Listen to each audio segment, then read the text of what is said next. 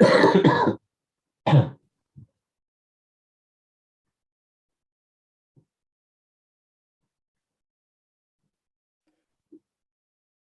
Councillor Goldstone. How are you? Coughing. Yeah, sorry about that. Okay, so you're here. Well done. Welcome. Yeah. We're not quite ready to start yet, Kelvin, but you'll know when we do. Okay. And you can hear me all right, Karen? I'll try and make sure I keep an eye on you so that Okay. Yeah. Okay. Thank you. Okay, good, thanks.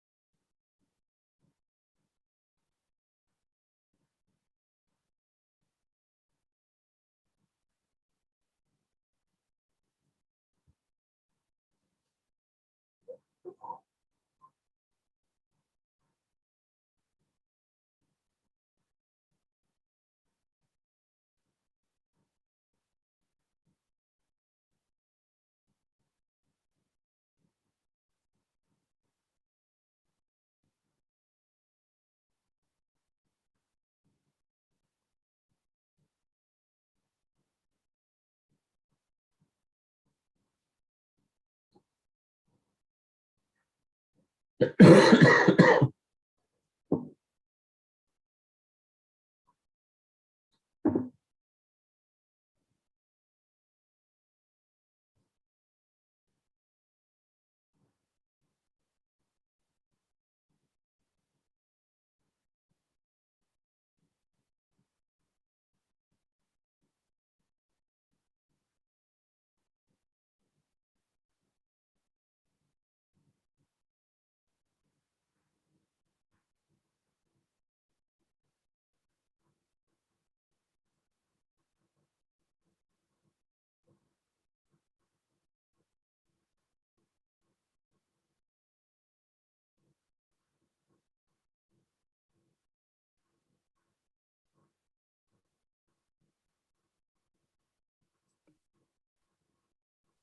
think we'll get started, everyone. Welcome. My name is Karen Redman. I'm the Mayor of the town of Gullah, and I'd just like to welcome everyone to this ordinary council meeting on the 25th of January 2022. Firstly, I'd like to acknowledge this land that we meet on tonight is the traditional lands for the Kaurna people, and that we respect their spiritual relationship with their country. We also acknowledge the Kaurna people as the custodians of the Greater Adelaide region, and that their cultural and heritage beliefs are still as important to the living Kaurna people today. Right. Let's get my papers organised. So welcome everyone. I'd like to welcome everyone who has come along in the community gallery, anybody who's watching on YouTube. We have Councillor Goldstone zooming in because he has a cough and is being very, very responsible. So thank you, Councillor Goldstone, for staying home, but also participating in the meeting as an elected member. We have one apology from Councillor Nathan Shanks, and I can see Jim walking in. Hello, Councillor Vallelonga. Oh, he's signing in, good on him. So Councillor Vallelonga is here.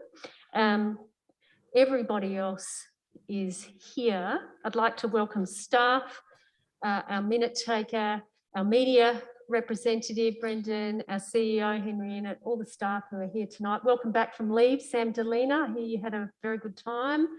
And welcome back, Paul Horwood, as well. Lovely to see you. And of course, all other staff members that are here this evening, welcome. Are there any motions to grant leave of absence, councillors?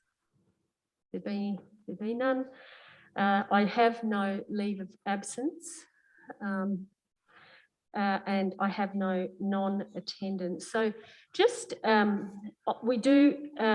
is an expectation if people wish to speak directly to council now and come face to face, as you would all know, and thank you for everyone that's joined us this evening and showed your vaccination status.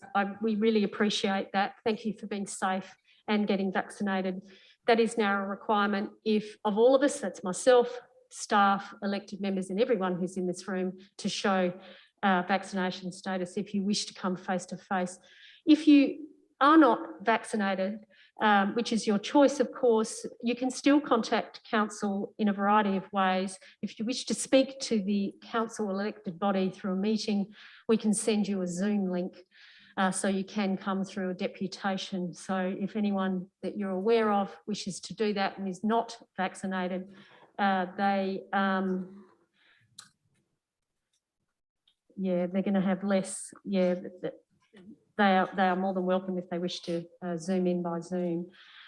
So also, there is an expectation, as chair of this meeting, I do expect respectful behaviours. If you wish to speak to council, you are more than welcome to do so, but it is within the framework of respectful behaviours. That includes respectful language, not yelling, not shouting, etc. And I'm sure no one will do that.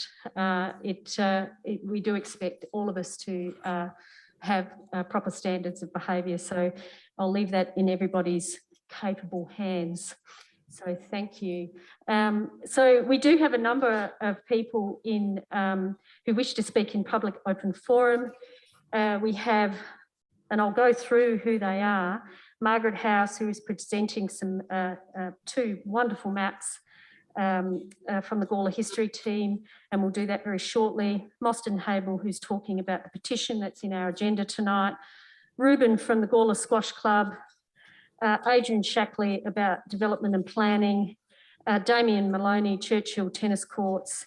And Stephanie Evans, heritage. I can't read your writing, Stephanie. Heritage something and tennis courts. So thank you for those people that wish to speak. We have a total of 20 minutes in our public open forum. I will allow a few extra minutes for each person, but if you can be concise, I would appreciate it and we would all appreciate it. So see how you go. So firstly, I'd like to welcome Margaret House so each time I call your name, if you can come and make your way up to the podium where the microphone is and turn the microphone on. There's a switch in the front. If you can do that. And Margaret, you have the floor. Thank you. Good evening, everyone. I'm here on behalf of the Gullah history team. I didn't want to be, but they elected me. I'm here to present to you the Gullah Heritage Collection have accepted these into their collection. We purchased these maps some time ago and we felt that it was time to hand them over to somebody else to look after. So they've gone into the Heritage Collection and I'm here just to say, take a look at them. They're pretty impressive. They're of very, very early Australian exploration. Thank you, everyone.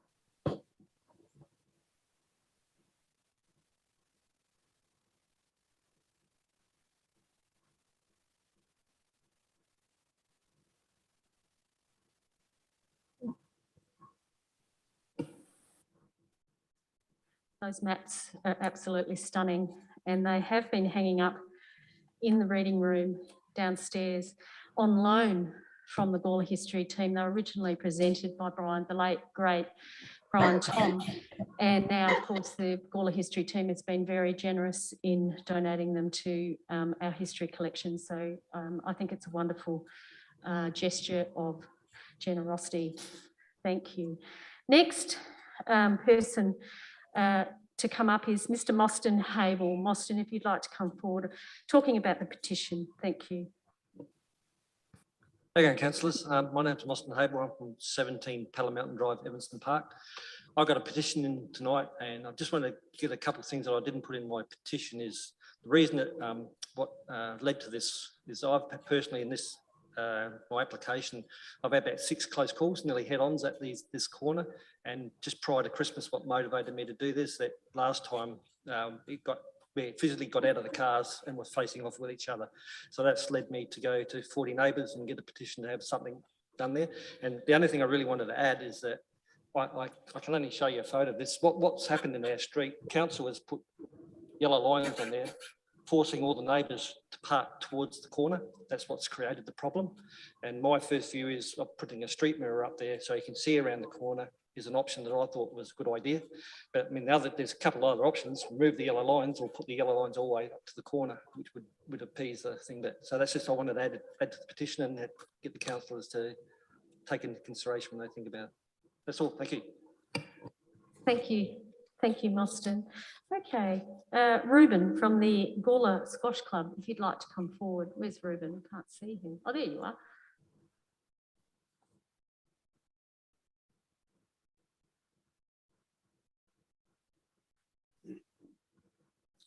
Yes, hi, good evening, Mayor and councillors. I'm here to talk about the lease of the grounds at South Sydney, currently in the hands of the South Sydney Football Club. South Gullah. South Gullah. I'm from Sydney. We've moved them. We'd like to move them. But nevertheless, up until now, the football club have had full control of these, the whole ground, including the squash courts. And what I've found over the last few weeks, from talking to squash players that have played there long before the football club took over, was that when they did take over, things certainly changed. And with a very short time, they deemed it necessary to take away one of our courts. Now, that's really a restraint of the club, and it's a community club, and it's a small community club, and it shouldn't be allowed that, even though they had the lease and they had the full control, the courts were squash courts, not football courts. Now, this has culminated in over the years of people playing squash, and once they lost that court, they started to move away.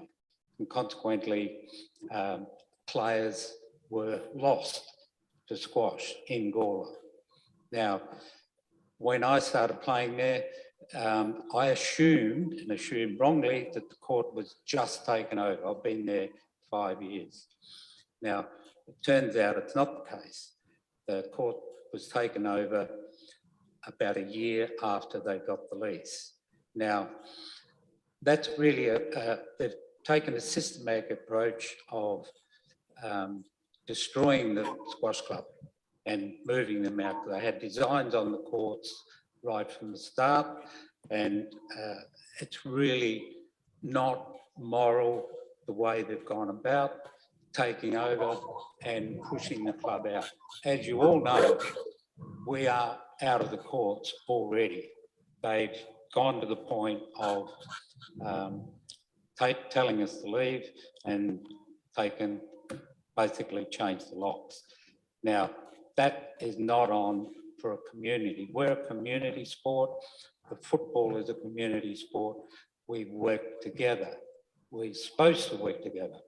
Now, I think you'll see from the financial statement that our accountant put up, contrary to what the football club have been saying all this time, that we haven't been paying rent. We're not supposed to be paying rent. That's clearly in the lease. The football club cannot charge anybody rent or hire of any part of the grounds. The next thing they did was, without consultation to the squash club at all, or the council, they started to destroy one of the walls between the two courts, also contrary onto the lease. Now, what we're asking is for a separate, I can see the only way that the club, both clubs can run together is a separate lease. The courts are already separated by a boundary fence. They're separated from the football club. What we're saying is we should really be separated totally from the football club to stop this encroachment onto our turf, basically. We're not asking for the football club to be removed, although the lease, if you took the lease at its full, they could be removed. Nevertheless, we are still prepared to be part of the whole ground. We can still work with the football club and allow the timekeepers upstairs. We can allow the umpires still to come on the courts for their changes, but we cannot allow them to be on the 15 squash courts. seconds. Thank you, Ruben. Just a few more seconds. So it's quite simply, we're asking to be separated from the football club, and in time, bearing in mind whatever happens there, it's a short-term fix for the football club. It doesn't fix their problem. You all know that. It doesn't fix their problem. It just gives them a little bit of time. But in doing that, they're pushing out another club. So what we're asking is to think carefully on any motion that comes up to give both clubs a fair go. That's all we ask. Thank you, Ruben. Thank you. Thank you. Next person is Adrian Chaplin. Adrian, if you'd like to come forward. Thank you.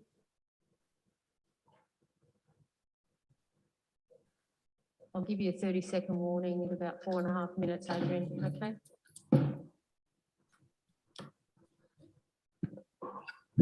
Yes, thanks, Mayor and councillors. It's working. Yep.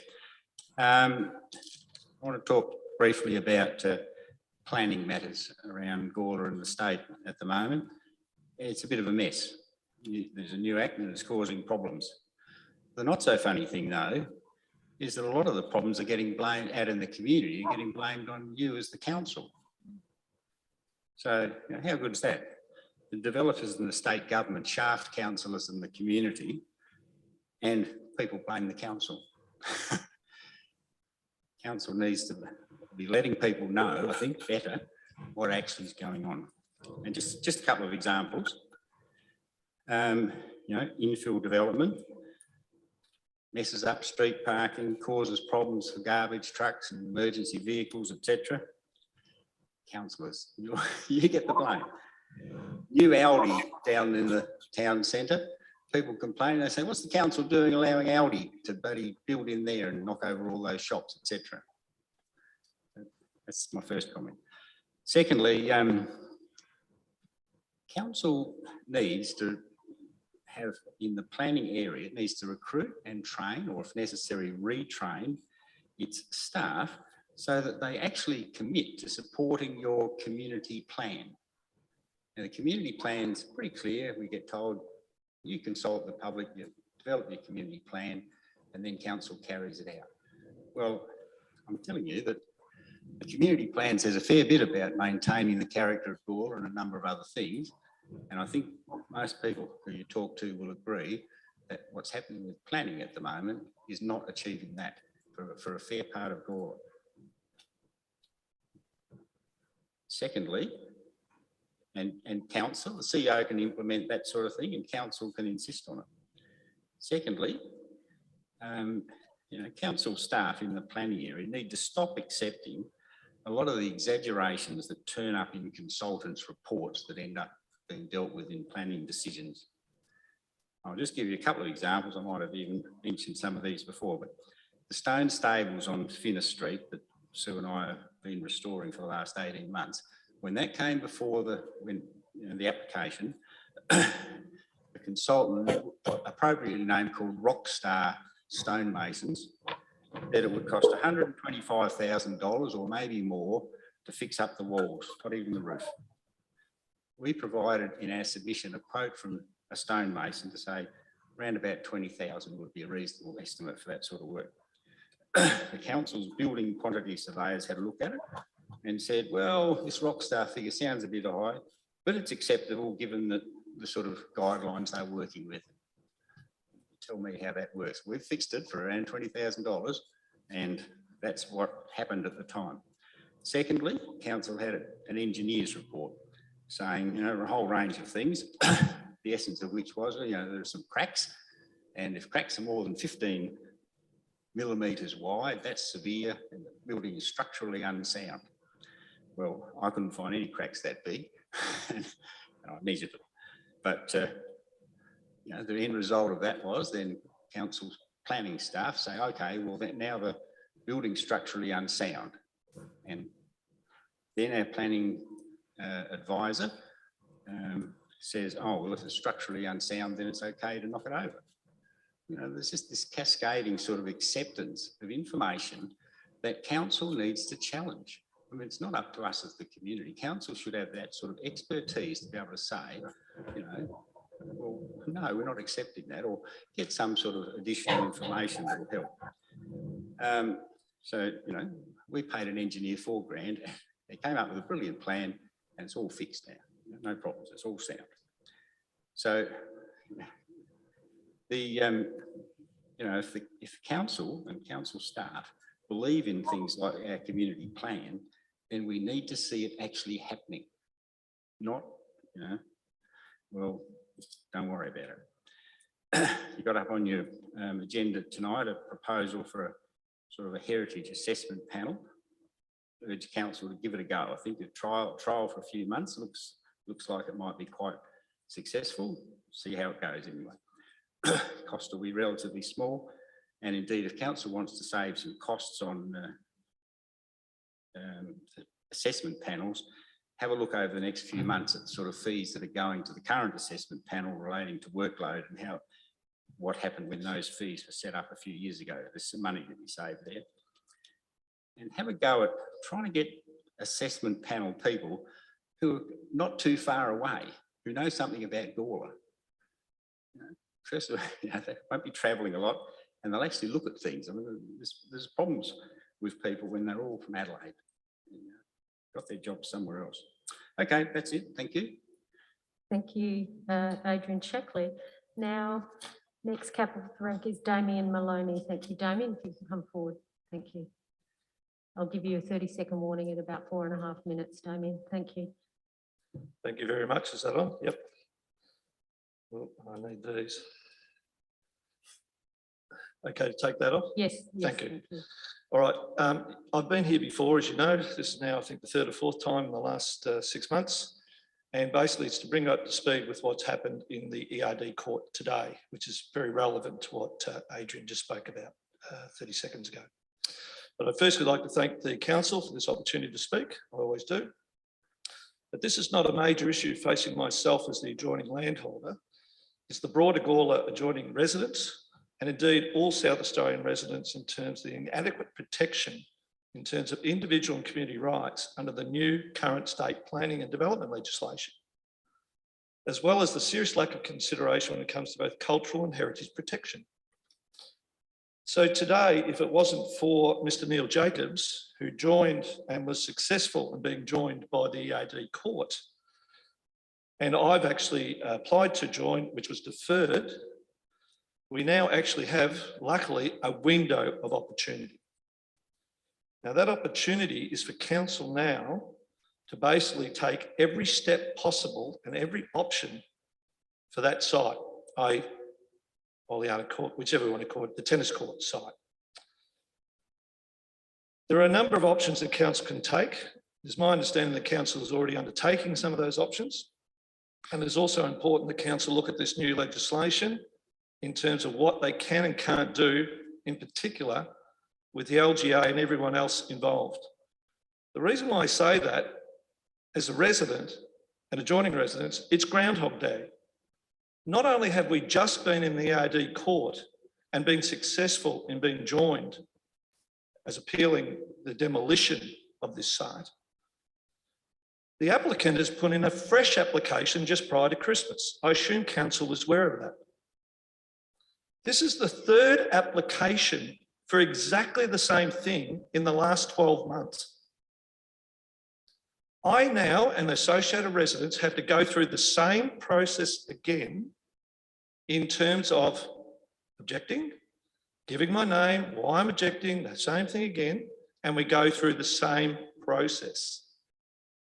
There is something inherently wrong with the system whereby, for want of a better word, it's like a developer is harassing the neighbours in terms of this development. Now, this is the current applicant. That doesn't stop anyone else coming along in the future. So, if we now believe that we have a problem with the current planning scheme, I think it is incredibly important for this council, in association with all other councils throughout the state, to actually, through the LGA, with utmost importance, approach the state government and get the community on board to reverse some of these absolutely outrageous decisions that are happening and the costs associated with it. This was a system that was meant to actually make it easier for planning applications to go through. Well, the latest I've just heard from an article that's sitting, I think, within the news from the LGA at the moment, or someone associated with it, is it's costing millions more than in the past. There's a state election coming up in March. We're talking 2 months. If ever there was a time for this council and every other council in the LGA to get together and start fighting for something that's incredibly important, because I keep hearing it, the heritage of Gullah, otherwise we're back to Groundhog Day. So as of now, apart from winning, for want of a better word, because it's not really a win, it's just a delay, we're going to have to go through the same process again with the new application before council. So I'll leave you with those thoughts, and I appreciate that you're intelligent people, and anyone else could see, blind Freddie could see, that this is absolutely wrong and something needs to happen to change it. Thank you. Thank you, Damien. Now, Stephanie Evans. Stephanie, if you'd like to come forward. Thank you.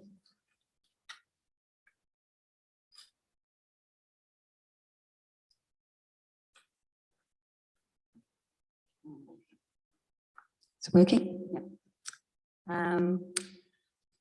Good evening, and thank you for this opportunity to speak. Myself and other residents have addressed council on a number of occasions regarding community concerns about the proposed demolition of the Churchill Park and tennis courts. As this story has unfolded, I have found many aspects of it incredibly disappointing and disturbing. The reason we're all still able to keep defending this proposal is because we're fortunate to have residents in the area who have the skills and expertise to fight this case on legal technicalities. Without them, the battle would already be lost. The real weakening of state heritage laws that should be protecting significant sites such as Churchill are now firmly skewed in favour of developers. Residents have effectively no rights to appeal against proposed developments in their area. Even before an application was presented to Gullah Council Assessment Panel, Heritage SA gave the applicant, Cowan and Cameron, a verbal indication of support for their proposal, as the park and tennis courts weren't of heritage value. Had anyone from Heritage SA even been out to the site at that point and considered the bigger picture? Then sure enough, when the matter first came before the assessment panel, item 8.1, attachment 4 of the minutes, have Heritage SA's principal heritage conservation architect, Michael Queel, state that the proposed development will not affect the heritage values of the state heritage area. He was obviously only referring to the demolition of the tennis courts, but clearly that is the beginning of a process that will undermine the open space and change the character of the area significantly. Residents' correspondence to Heritage SA questioning the lack of support for the heritage value of Churchill have not received a response. The Gullah Council Assessment Panel rejected the first development application as there were concerns over the many anomalies and inconsistencies it contained. The sloppiness of that application was brought to light by residents who were given 5 minutes each to address the panel on that occasion. This decision was then overturned when the panel performed a complete backflip during a subsequent meeting held in confidence. The publicised agenda wasn't adhered to and didn't mention submissions from the applicant that were considered. Cameron and Cowan have apparently relodged its application to start the development approval process again, just prior to Christmas Eve. No satisfactory explanation for this reversal of the original decision has been provided to the community, despite efforts to access relevant information. One thing the people responsible for making these decisions have in common is they are, by and large, they don't live in Gullah. Demolishing the tennis courts will no doubt be stage one. Then applications will be put in to subdivide the land for development. The new heritage controls, which are now only considered to be guidelines, mean an unknown number of two-storey developments can occur on the site that could potentially be up to 9 metres high. The situation could be even worse if the guidelines are ignored. Churchill is a unique example of intact mid-19th century town planning, initiated by Colonel William Light. Our community want this open space protected. We want Churchill to maintain its integrity as a jewel in the crown of South Australia's heritage areas. If unchecked development is allowed to go ahead, people who visit Churchill in years to come will surely wonder how such a blot on the landscape was allowed to happen. It will be an irreversible disaster. On behalf of the residents of Churchill and the Greater Gullah area, I ask Council to please do everything in their power to not let this happen and to seriously consider all available options to save Churchill from unsympathetic development now and into the future. Thank you. Thank you, Stephanie. That concludes public open forum.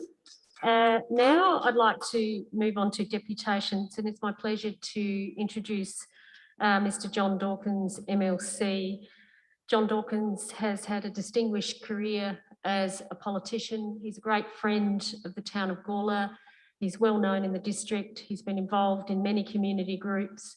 I'm sure John, everyone will know John. So please welcome John to the podium. Thank you, John.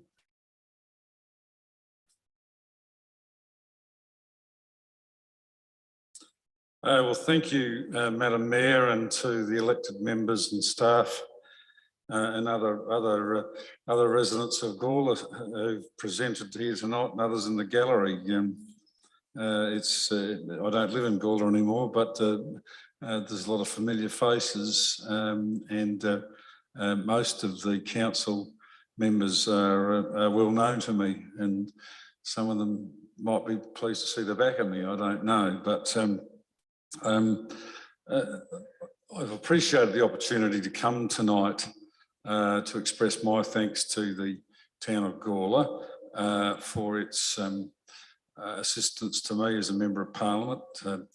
I've been responsible as the paired member for Gullah for the Liberal Party until September 2020, but for all the time I've been in Parliament, or particularly since Malcolm Buckby lost the seat to Tony Piccolo, basically.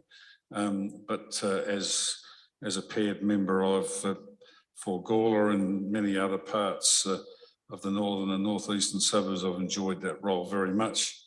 Gullah has remained one of my strongest areas of support.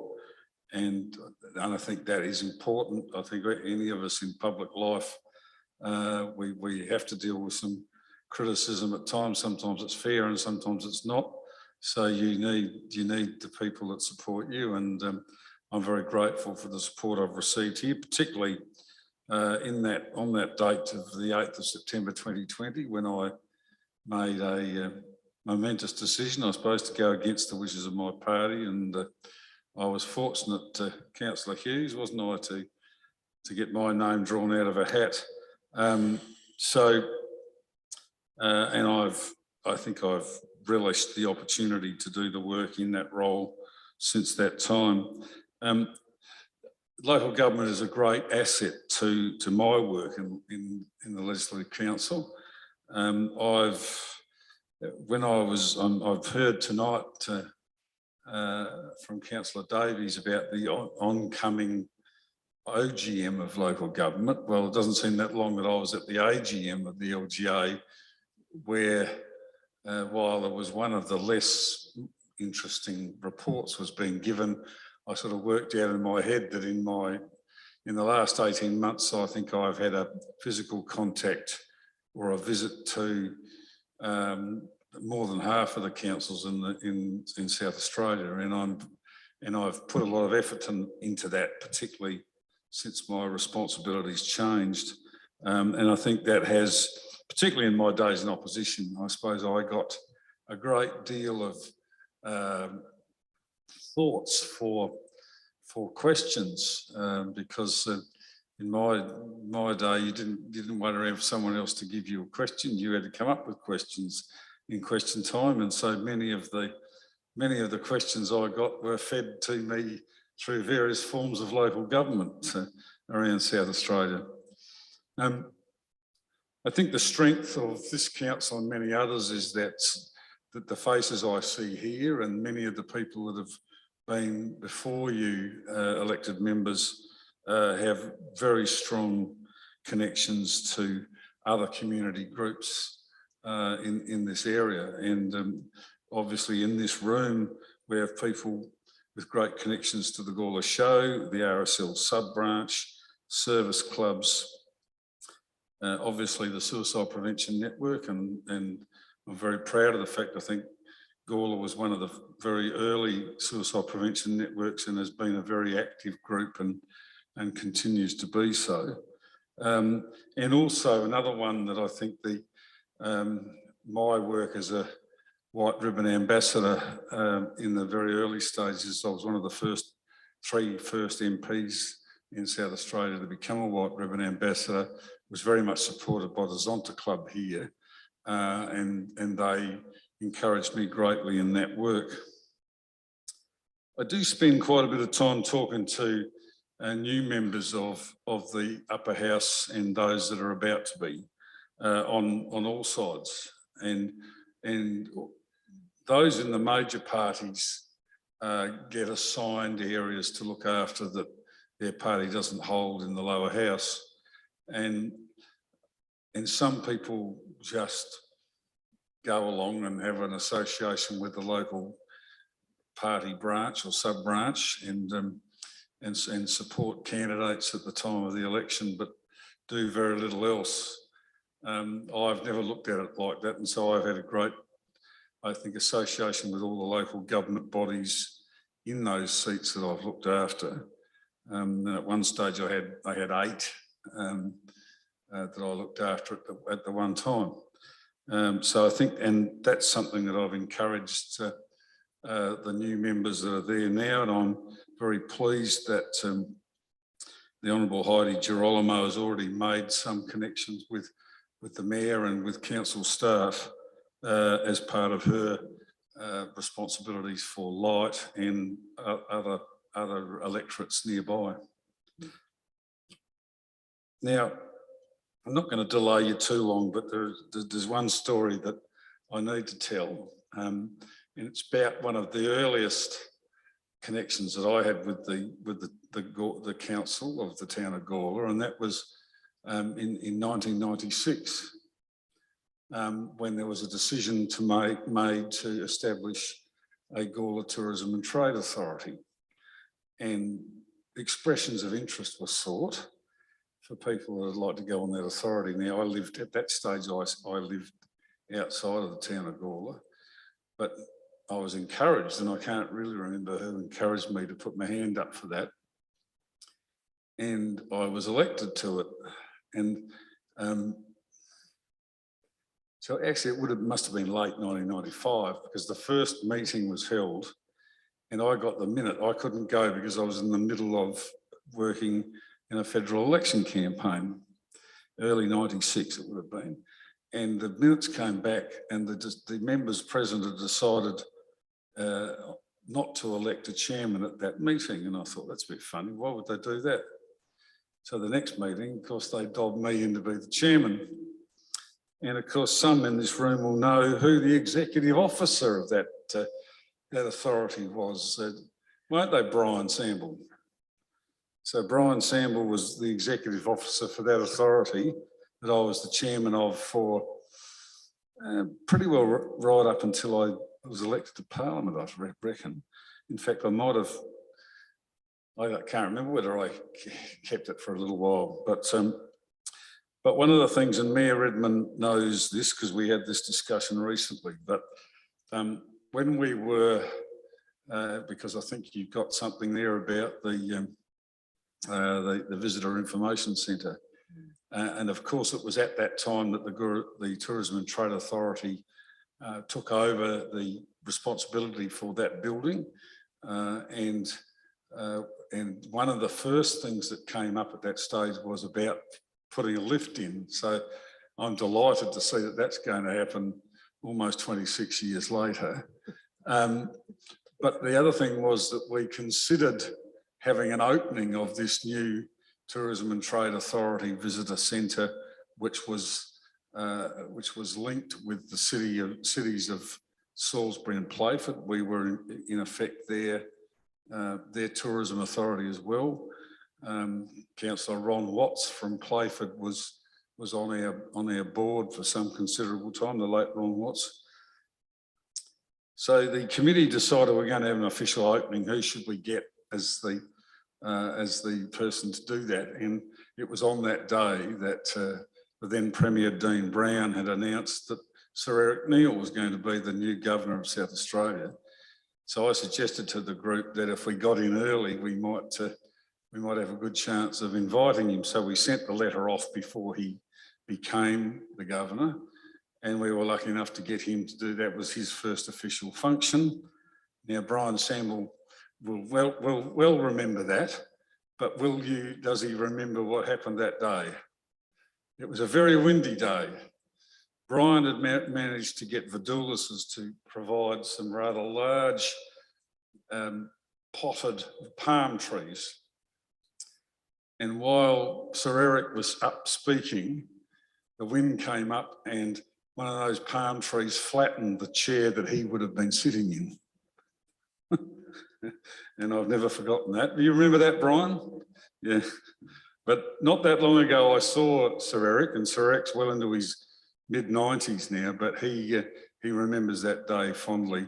On that note, look, it has been a great privilege to serve Gullah as a member of the Legislative Council for 24 years and a bit more. And I won't be forgetting Gullah, but I am moving on to other pastures. And I just wanted to thank the council for its support for me. I think we've managed to work together on a few projects over the years that have advanced this area. So every best wish for the future. Thank you. Thank you, John. Thank you very much. And good luck in your retirement, or whatever it is. Am I able to get a photo with you down there, or Madam Mayor up here? Yeah, we can have a quick photo. Yeah, Sorry to just delay you. quietly. Yep.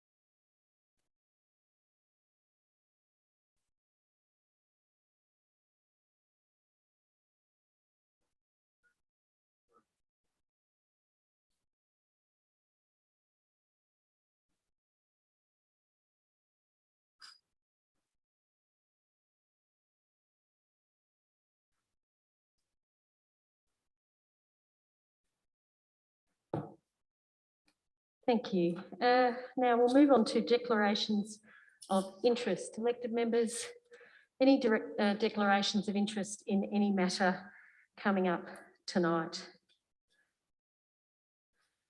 Councillor Samble. I'm a financial member of the Gullah Vintage and Veteran Car Club and the Gullah Show Society, but the item coming up, I don't believe I have any conflict because I'm not on any committees regarding the matters we're discussing. Thank you. Any other member wish to declare a conflict? There be none, we'll keep moving. There are no adjourned items. We'll do the petitions, and then I think Councillor Davies wants to put forward a motion to bring the motions on notice forward. So we'll do that after the petitions, Councillor Davies. Yep. So next is 7.1, petitions. So we have a petition and we've got an officer's recommendation that we receive that petition. You happy to move that way, Councillor Davies? Yeah, can I move a version that has a point to just saying that we will that council will investigate and report back on. You got the on wording? options. You got the wording? So just so the council investigate and report back on. Investigate this matter and report back at a future council meeting. Yeah. Happy with that? Yeah. How you going there, Chris?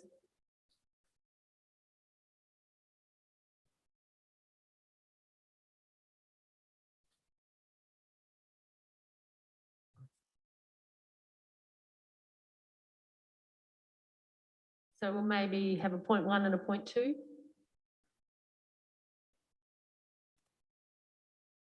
you wish to present that? Yeah, look, just to thank the residents for making this petition. There's a lot of stuff going on in Gullah that we just don't really know about if it's not brought to our attention. And you know, it really is appreciated making the effort to come in and tell us what your problems are in the local area. So happy to move this motion. Seconded by Councillor Samble. Do you wish to speak at all, Councillor Samble? Yes, Mayor Karen. Well, I'll certainly accept the fact there, but we've heard a fantastic report and the 36 people that have signed the petition send in tonight. But one of the things we all picked up tonight was Mostyn said that it may well be a problem that could be easily fixed by the way council put the lines there. Now, you know, let's start this year with not sending it back to another meeting. You know, like I'm just wondering whether we can have more discussion on this. These people have gone out of their way, and Mostyn doesn't want to send his car up to my lad at Gullah Body Works, you know, because he doesn't want these preengs and knotted as anybody else in that place. So why do we need to send it back to another meeting? Can we have more discussion tonight? Will you allow that? And maybe that council act on it fairly quickly. Well, basically, there's plenty of graffiti artists around Gullah. Maybe they can get rid of the lines or something, and whatever's going to fix it. So, but the mirror is a very sensible idea. thank you. We have a mover and a seconder, and we'll discuss the motion as it stands, and we'll see where it goes. Any other discussion? Councillor Little. Yeah, I walk that area all the time. I agree with Mostyn, actually. I think initially, and I agree with Councillor Sample as well, initially, while we look at this, it wouldn't hurt to get rid of those yellow lines and then revisit the whole situation, because like I said, I live in that area, walk that area all the time, and it is, if I think, like Mostyn said, if we got rid of some of those lines and had it realigned, I think about 3/4 of your problem would go. So I agree with Councillor Sample. It'd be nice to get it out of the way to give some result to the residents of that area. Thank you. Any other discussion? If not, oh, sorry, Councillor Koch. Thanks, Mayor. Look, I'm quite happy with this motion, and I think it's important that we actually get a report back, because we're not traffic engineers. There'll be a reason why those lines were put in the first place, and there'd be certain criteria around where mirrors go and where they're most effective, et cetera, like we actually said in the report. So for me, I would rather have an investigation and report back so we actually get this solution done, so we actually solve the problem and not jump from one thing to another thing to another thing. So I think that doesn't serve anybody well at all. So I'm quite happy just to support it as it is. Thank you. Any other discussion? If not, Councillor Davies, you can close the debate. Thank you. Yeah, look, just to clarify that I agree that we should act on this, and that's why I've added the second point. Reporting back is about as fast as we can realistically do something about it, because we need staff to go and investigate it and see and come back to us with information, which is what the report is for. But I would like to see this, see what we can do about this. So that's why I'm happy to move this motion. So the debate is closed. I'm going to put that motion. All those in favour of the motion, please raise your hands.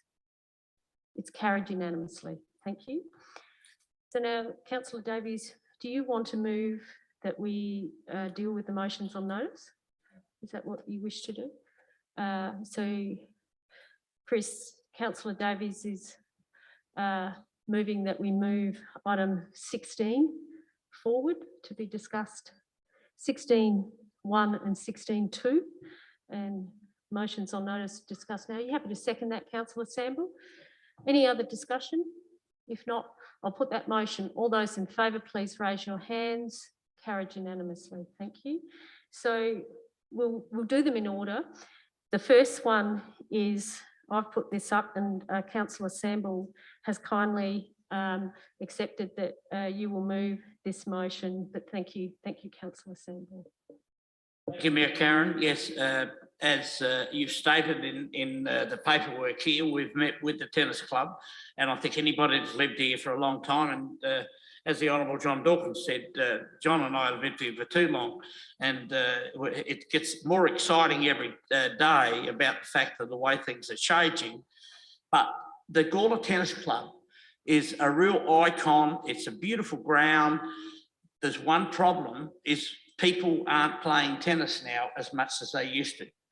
And the tennis club, after you and I attended a meeting with them, we were just so proud of what such a small group does. And they stated the point to us and everything. And I don't believe we should not support this motion, and from there, hopefully work with them to build the tennis club back up, like they're doing on television at the moment, telling everybody to play cricket.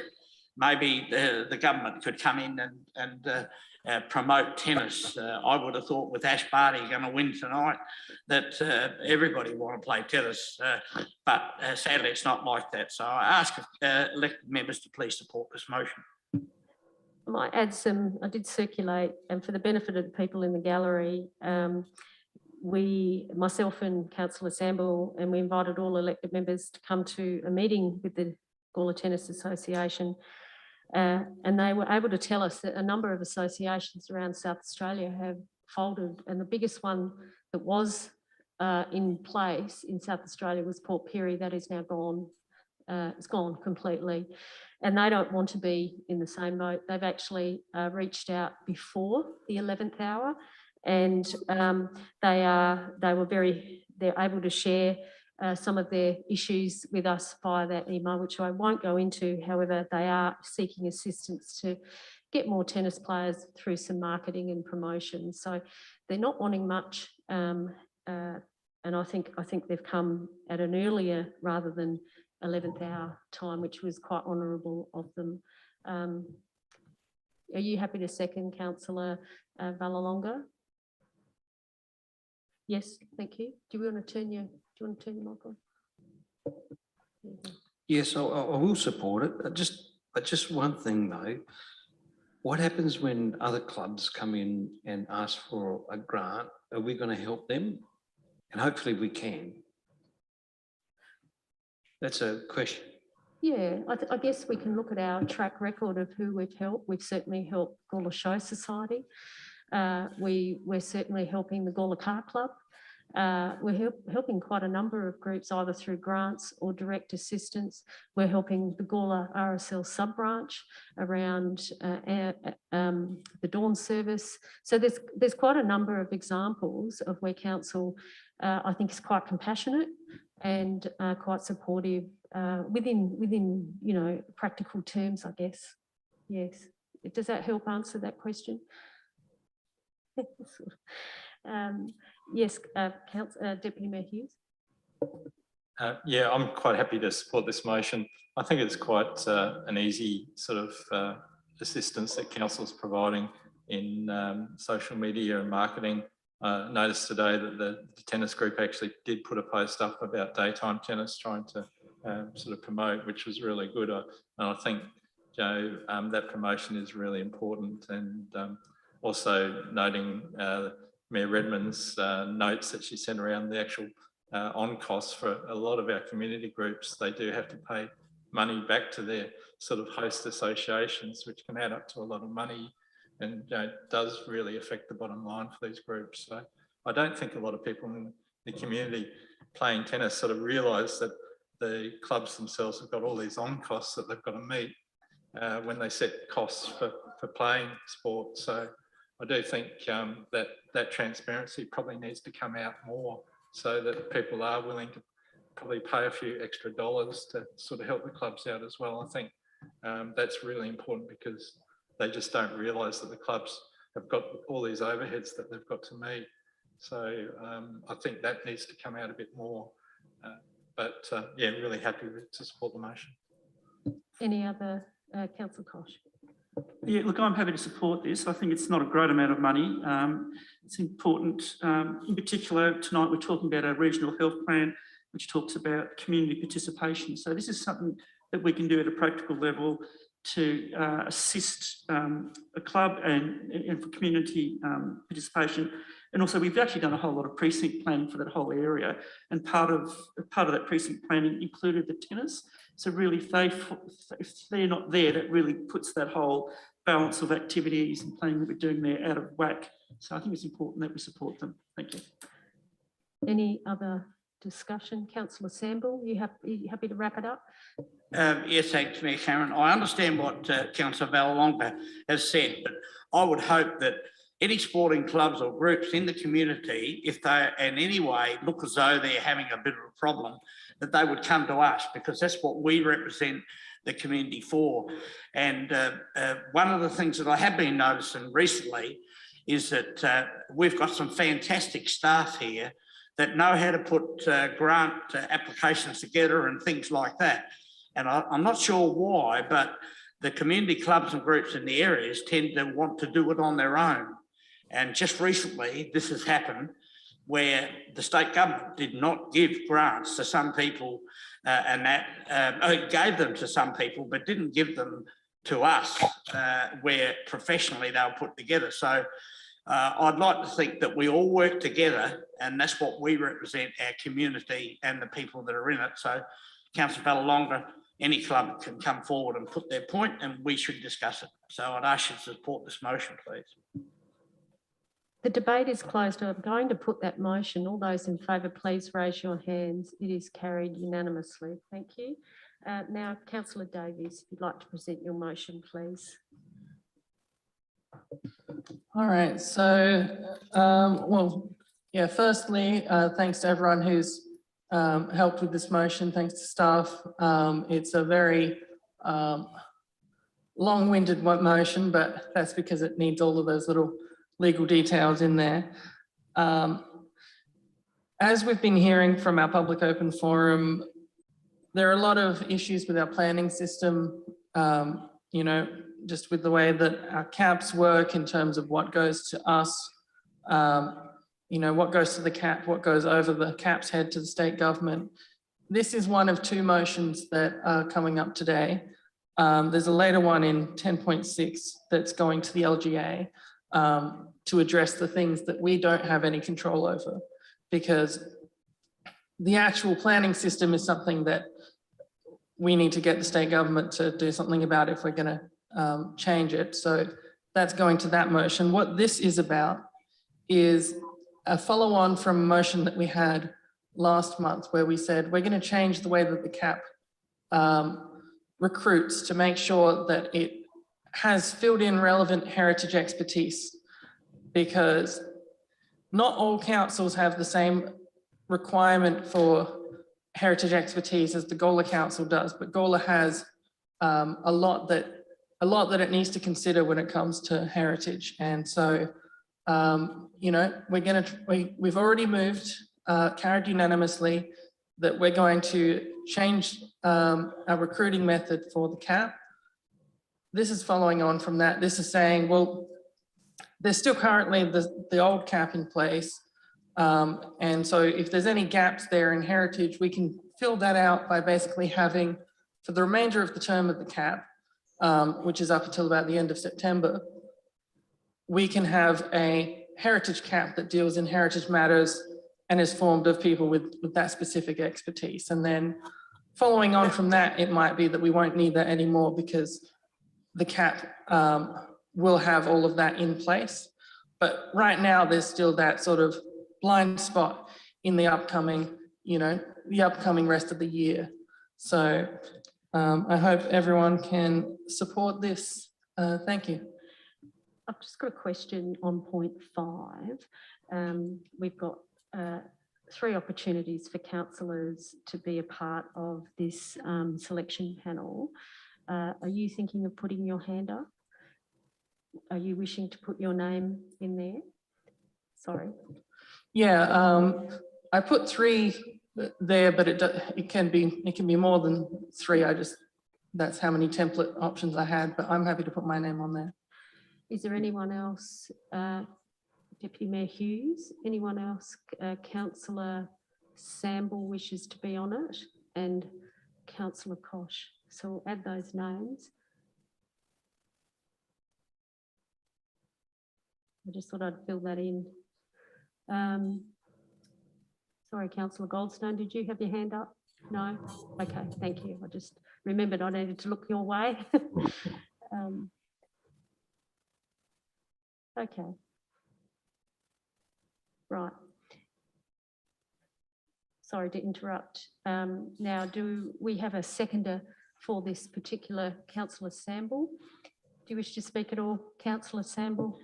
Thanks, Mayor Karen. Yes, I totally commend Councillor Davies for putting this up.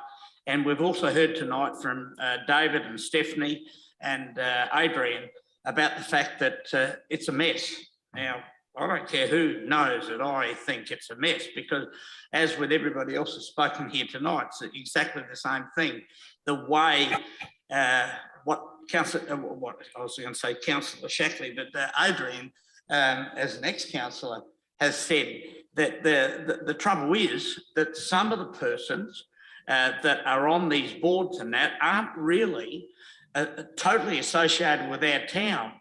And I've always had a bit of a saying, charity begins at home. And, you know, you've got people from other areas that make decisions and that for what we've got to go by. And we've got to change that, because this whole new planning system is a mess. I think I heard the word where there's got to be another $1 million spent on it or something. You know, what a joke. So please support this, give it a go. You will never know unless we try something different, because we certainly know from previously of some of the things that have happened. And I know when I was mayor, that was my pet committee I wanted to stay right away from. So hopefully we can support this motion and give it a go. So we have a mover and a seconder. Open it up for discussion. Councillor Fraser. Yes, I'm really happy to support this motion. We said as a council, when they started to change the planning, we all said that it was lacking in heritage. We said that right from the start. We fought just, you know, to keep it in. And if the government won't do it and there's a loophole there for us to do it internally, well, then I think we need to do it. It's very important. The idea of the state taking over planning in all respects is I don't know, it's just not right, because each individual area has its own character And you can't get somebody from down at Glenelg, I don't know that there is, I'm just saying, somebody from down at Glenelg coming up to Gullah, or somebody from Mawson Lakes, which is, you know, like Salisbury, which is a newer area, coming up to Gullah, which is heritage, unless they've actually got experience with heritage, it's lost. Their whole position is lost. So I'm very much in support of this. Any other discussion? Yeah. Councillor Ballalonga. Mayor? Oh, sorry, Councillor. I'll go Councillor Goldstone and then Councillor Ballalonga. I think Kelvin. Yep. Yep, go for it, Kelvin. Okay, hopefully you can hear me okay. Look, I might be the odd one out here by the sound of things, but, and I've spoken to Cody about this, but I can't support this motion. As I said, it's an unnecessary duplication of what we already have in place. We have an effective cap comprising members that were appointed by council who, regardless of what some may think, all have a good awareness and knowledge of local heritage issues, and they do have a strong connection with Gullah, which was all detailed during their appointment process. Heritage advice is provided in CAP reports by council staff, council's heritage advisor, and when necessary, external consultants, solicitors, and even Heritage SA. The creation of a second CAP, which by the way, I'm not aware of any other council in the state having two CAPs, would not in my mind result in any different outcomes. All applications have to be assessed in terms of the provisions of the Act and the Code. The current CAP have been doing this, and in my view, can continue to do so. My view is the creation of a second CAP is completely unnecessary. It would add to the workload of staff, would create confusion to applicants, be at a cost to council, and in all probability will result in the same decisions being made. It would, in my mind, be a clear vote of non-confidence in the current CAP, should this motion get up. And I would suggest the CAP's professional members would probably see it in this light as well. In saying this, I would have fully supported the alternative option which was offered by staff to Councillor Davies in regard to the appointment of an additional CAP member who had specific heritage expertise. I would have much preferred to have gone down that path. I'll be voting against the motion and would encourage members to do so. The problems I would suggest are not with the CAP, but with the planning system, the Act and the Code. So yeah, I will be voting against the motion. Thank you, Councillor Goldstone. And now Councillor Ballalonga. Yeah, I've got to support what Kevin Goldstone just said, and I'm just a little bit confused. So we've got a cap, and you want to create another cap, and then you're saying that you want to get things through. It's going to create a problem. It's going to create a huge problem, because what they want and then what someone else wants, it might not never go through, and it'll always go back and forth. I think it's ridiculous. And I think this motion should be, it's degrading the cap that we have. Thank you, Councillor Ballalonga. Any other comments or discussion? I'll wait till you can wrap the Deputy Mayor Hughes. Yeah, I sort of do have a few concerns with this motion, but from my understanding, we can't as a council actually appoint someone extra to the CAP. That actually has to be done by the CAP themselves. And I mean, we do have a current deputy member of our current CAP that actually has really strong heritage qualifications, but we can't do that. But I think that this motion gives us up until 30th of September to trial 2 panels. It'd be very interesting to see how that goes. It will certainly be, hopefully, locally, Gullah-centric with panel members.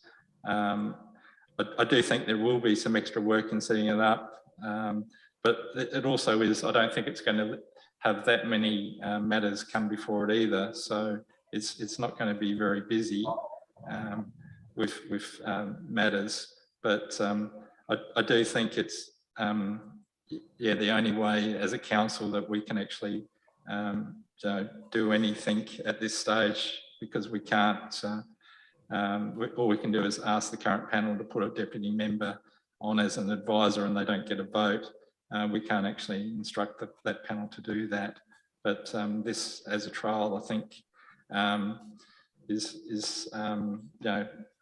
will help. I think everyone has said that the current code has made it really difficult, and it does. The code doesn't really protect heritage. So, as Councillor Goldstone said, we may get very similar results with this second panel. Of course, there are other parts like the community plan that Mr. Shackley's mentioned tonight, and the character of Gullah, which is really important. So how that comes out and how we can actually get that into future codes, working with the LGA, I think is really important for Gullah and the future of Gullah. Any other discussion? If not, Councillor Davies, you can wrap up the debate. Thank you. Sure. So just, I guess, firstly to just clarify a couple of things. So the way this works is it won't go back and forth between the cap and this new panel. It's sort of it's a separate. It will just make the decision as a cap. It's just a cap that focuses on one thing and a cap that focuses on other things. They're not, one's not a subcommittee of the other or anything like that. It won't add extra layers to it. It's just deciding which members it will go to. There is an option to appoint someone to the cap to speak to heritage matters, but again, it is a non-voting member. It's just, the idea of someone coming along and speaking about it, which is a much less effective way of going about it, in my view, compared to this motion. Look, it is, I'll acknowledge it is a minor sort of in the grand scheme of things compared to, all the grand changes we'd wish to make, all of the stuff about heritage that we need state government approval from. But, it's good minor work. This is the stuff that we can do as a council. This is the full extent of what we can do, basically. This is exercising all our powers as a council that we have in this situation to say, we want to push this forward as a priority. We think heritage expertise is a priority for the town of Gullah. So yeah, I hope everyone can support this motion. The debate is closed. Thank you. The debate is closed. I'm going to put that motion. All those in favour of the motion, please raise your hands. All those against? I haven't done the vote yet, and then I'll do the division once we've done the vote. So all those against, please put your hand up. The motion is carried. Now, Councillor Vallelonga has called a division. All those in favour, please stand and I'll call your name out. So all those in favour are Councillor Davies, Councillor Koch, Deputy Mayor Hughes, Councillor Samble, Councillor Fraser. All those against are Councillor Vallelonga, Councillor Little and Councillor Goldstone. The motion is carried. Thank you. Now you can clap. Thank you. Okay, so that concludes the motions on notice. Now we're going to return to our agenda, and I'm on point 8, which is confirmation of the minutes. So moved by Councillor Samble. Do I have a seconder? Deputy Mayor Hughes. All those in favour? Carried unanimously. Thank you. Any business arising from those minutes? Be none. Now we move on to decision reports, and I'm on page 6 of the agenda, 10.1, and there is a officer's recommendation in our packs. How do you wish to, Deputy Mayor? Yeah, happy to move the officer's recommendation, noting that council staff will continue to work with the stakeholders to work on a project that may get up and working in with the Gullah Veteran Vintage Classic Vehicle Club and the Show Society and other users. So I think that's the way forward. Do I have a seconder to that motion? Councillor Fraser, do you wish to speak at all? Any other discussion? Councillor Kosh. Yeah, look, I've got a question around part 4. It talks about working with stakeholders to develop the plan for the structure. Have we got funds to do that, and how much will that cost? Well, there is a cost. There is a quote in here of $200,000. No, to do the plan. Oh, to do the to develop the shared storage structure project to an Yes. investment ready state. I'd imagine that means a plan, a design. How much is that going to cost, and have we got funds to do that? And So there's two parts to that question. Yes. What does it mean? And does it mean design, and how much? And then I've got a third part of it.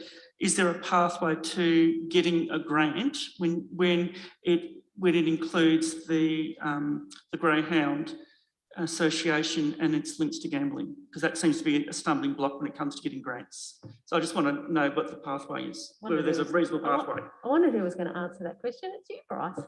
Okay, there we go. Through the chair, I'll actually answer them in reverse order. So in regards to the ability for the Greyhound Club to be part of an application, that would depend on the specific application. Noting within here, it is anticipated or is sort of recognised that the Gullah Greyhound Club could not be an applicant for Building Better Regions Fund, but their funds could be used as contributory funds towards the project. So there are some sort of machinations there, and it is very much a horses for courses sort of situation in terms of whether the Greyhound Club could be an applicant for a funding program, or if their funds could be used. So that's it. It is a puzzling situation, and it isn't a black and white one. It would be specific to each funding application and funding program that we were identifying, noting that there are many that would preclude Greyhound funds being used. So keep going. So in regards to the development of an actual plan for the structure there, at this point in time, there has been no cost to council, and to develop up the plan for that structure, there is anticipated to be no direct cost to council, in that the Greyhound Club, Gullah and GRSA are developing up that structural plan with the requirements that we've provided relative to the Show Society and their spatial needs within that as well. Okay. Sorry, I've forgotten the middle one. What was the other one, Paul? You had 3 parts. I think Bryce has probably covered that.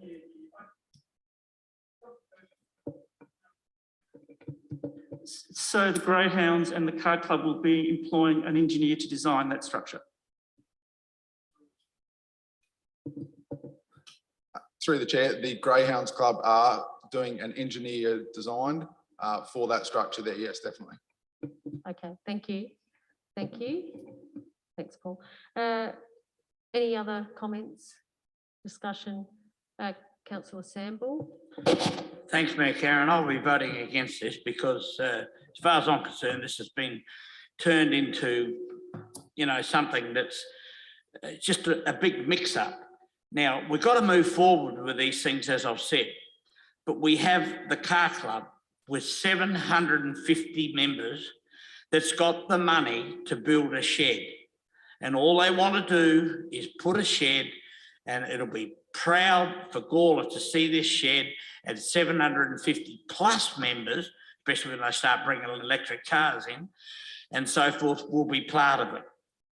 This shed's got nothing to do with the Gullah Vintage and Veteran Car Club. The Gullah Vintage and Veteran Car Club were going to purchase the storage shed at the showgrounds. And the Greyhound Club said they want to build a new shed. The Greyhound Club said, we need a larger shed. And the Show Society said, well, we'll come in with you. And then the car club can purchase their old store shed. And now it's been turned into this.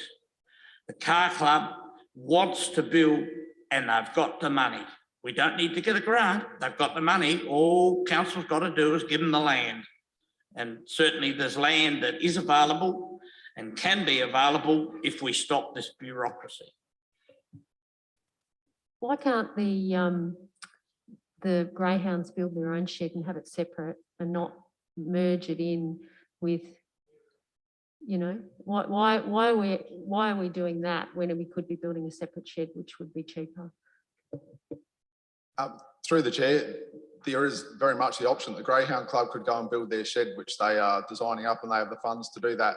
If they were to build that shed, it doesn't progress this project in any way. We still don't have a situation where there's a vacant piece of land that the car club are able to build a structure upon. Thank you, Bryce. Do you want to say something, CEO? Madam Mayor,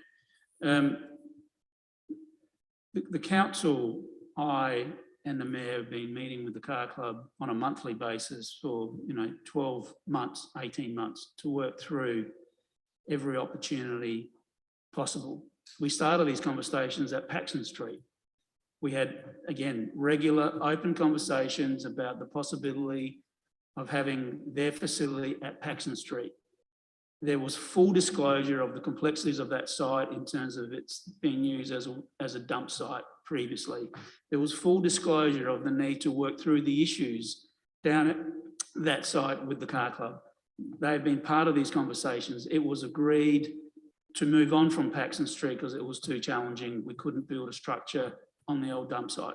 When we were looking at alternative sites, we were meeting monthly with the car club about Princess Park and the showgrounds, and we were looking at options relative to the Essex Park master plan that we were formulating.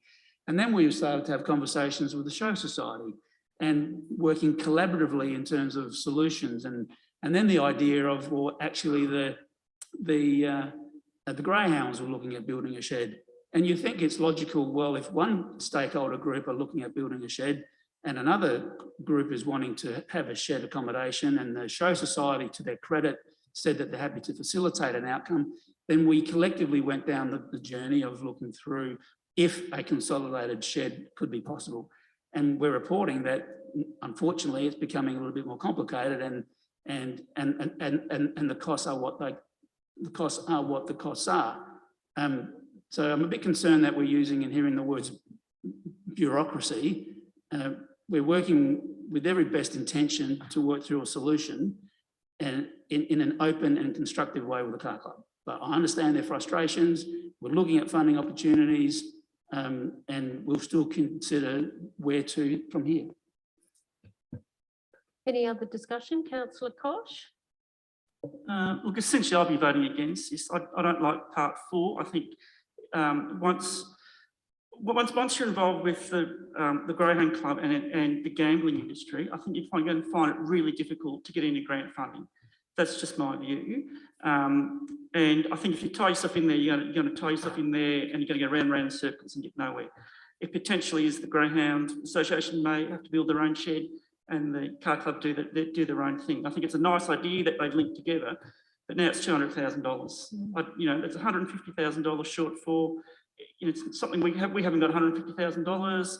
I doubt, as I said, I doubt you're going to get any funding from anybody because you're linked in with the gambling authority. I think it's wasted time, wasted money. So I won't be voting for it. Thank you. Any other discussion? Councillor Ballalonga? I'm just a little bit confused, Mayor. Yeah. I'm not really sure what is really going on. It sort of sounds like a bit of a merry-go-round. Can someone explain it to me, please? Well, I think Henry did explain some of the journey. Yeah, he did, yeah. I think it has reached a bit of a stalemate, and I think that it would be good to see a way through so that we can actually move the Show Society into a new shed and allow the car club to take and set up shop in the old storage shed of the Show Society down the other end of the showgrounds. I think that would be a fantastic outcome. I think, I wonder what point 4, I mean, you've got Deputy Mayor Hughes and Councillor Fraser who may want to change point 4, but you don't have to, you're the mover and seconder. There seems to be a sense of, can we actually make it loose enough so that there is flexibility to have a standalone shed if need be and not be stuck with a shed. So I'm asking the mover and seconder. Thank you, Councillor Vallalonga, for asking that question, because I think there may be an opportunity to massage point 4 to allow a separateness if it comes to that, Deputy Mayor. Yeah, my reading of point 4 doesn't lock the greyhounds into it at all. It just actually, I thought, actually added to the flexibility, but I'm happy to actually add extra words to make that clear that it can be a standalone. Because that's why I supported this motion, was because it actually did sort of state that this funding is not going to get up because the greyhounds are involved. So. And that's Jane in number 1, and even all through this report. So yeah, I'm happy to add a couple of extra words to say as a standalone project if CEO, in point 4. Might ask your assistance. I'm wondering in point 4 that it says request council staff continue to work with project stakeholders to develop a shared or otherwise storage structure project. Would that address that flexibility, Bryce? Yes, it would address, I think, the concerns of the elected members at this point.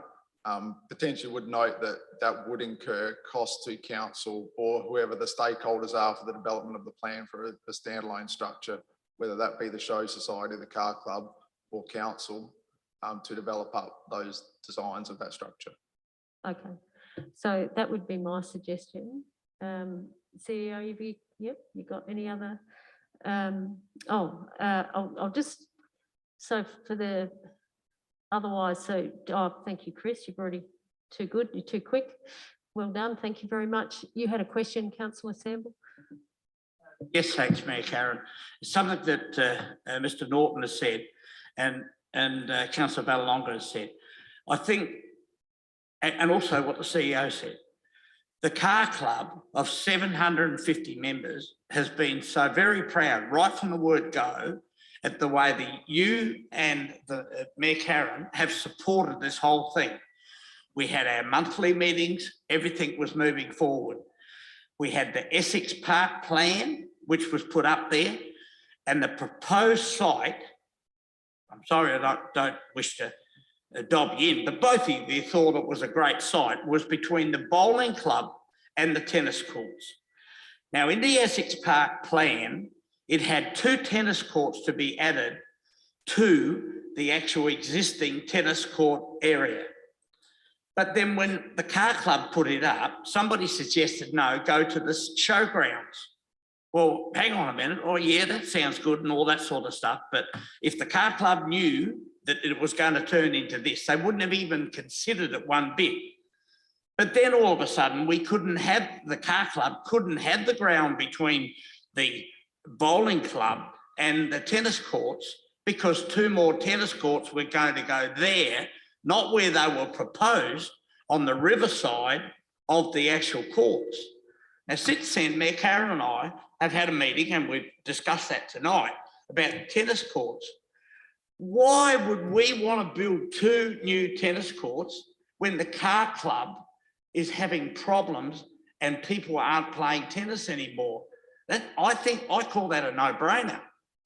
But the area of land, I ask of all councillors to go down there and walk around and have a look at that area between the bowling club and the tennis courts, that this particular state-of-the-art, which the Car Club wants to build, they don't want our money. That's basically, Councillor Vallalonga, the true story. But it was then pushed to the showgrounds and, it sounded good at the time, but not now, and not the way this is all coming together and everything. And our staff, and I applaud them, they did a bloody lot of work to put all this together. And I can't understand why they had to do this. Okay, thank you. Because this was the greyhound wanting a shed. Thank you, Councillor Sample. Any other discussion? Deputy Mayor Hughes, you can close the debate if you like. Yeah, I just think this just allows everything to continue on, these negotiations and discussions and other funding arrangements. So yeah, I'd ask members to support this and continue the work that's going on. So the debate is closed. I'll put that motion. All those in favour, please raise your hand.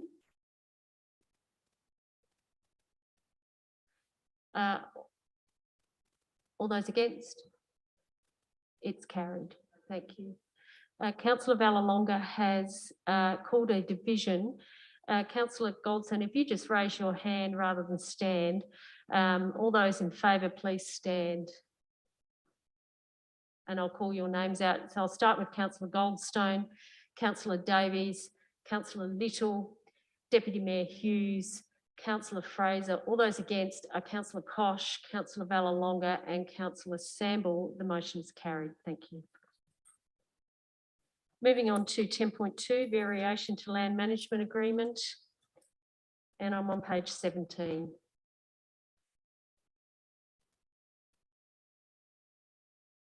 Councillor Deputy Mayor Hughes. Yeah, I'm happy to. There's only a minor waiver for a few centimetres for a shed height, so I think it's appropriate for this change. Do we have a seconder, Councillor Koch? Any discussion? If not, I'll put that motion. All those in favour, please raise your hands. It's carried unanimously. Thank you. 10.3, submission, climate active. I read this in detail, absolute detail, and I'm starting to understand it. I can't believe it. Market accounting. Where's Tim Kelly? He's not here when I need him. Oh, he is. Where is he? Oh, there you are. You're hiding. Congratulations, Mr. Kelly, on another fabulous report. Fairly straightforward. Oh, you've got a presentation. Did you have a presentation, Mr. Kelly? No? You don't have to.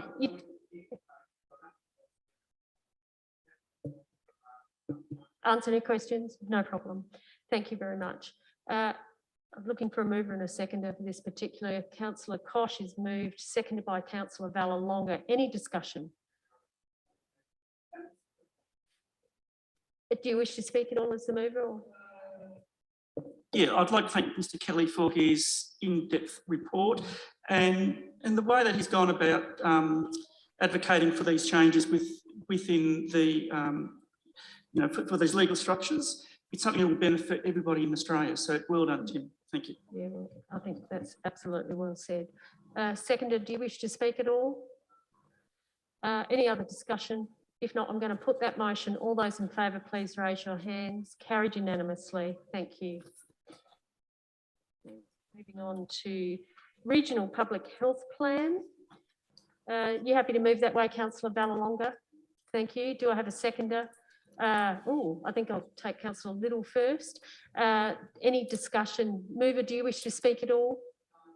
Seconder, do you wish to speak? Any discussion? Deputy Mayor Hughes? Just briefly, supporting this motion. I think it's really important that we do get support from our community with this detailed report and the collaboration. So there will be further information, but it is really important that we do get feedback and action from our community, which is really important. And I think open space and recreation and everything else is vital. Unfortunately, it's not as well funded as it could be, and it seems to fall back to local government, which is very unfair. So I think these plans are something that we can push back to the state government to try and get funding in some of the areas that unfortunately comes back to local government to support. Councillor Koch? Yeah, thanks, Mayor. Look, I'm generally in support of this. I'll vote for it. I just get concerned when state governments and federal governments push over costs to local government. A lot of the things that are in this plan, I think we're already doing. That can be demonstrated by looking at our community plan when we had the finance workshop before Christmas. We had that big yeah, that was really good. big plan. I think a lot of that is there, the stuff that's in this plan is already laid out in that plan. So some of the things I'm concerned about is, it talks about obesity. I mean, that's something we can't necessarily do anything about. We can obviously do open space, but when you've got the big companies advertising junk food between every over in the cricket match, you can't compete. I mean, federal government should be putting in sugar taxes. When we tried to stop a fast food business being located next to a school, we couldn't stop that, etc., etc. There's all this, so there's all these things that we've got no control of. But in the plan, it sort of almost looks like we've got to control that.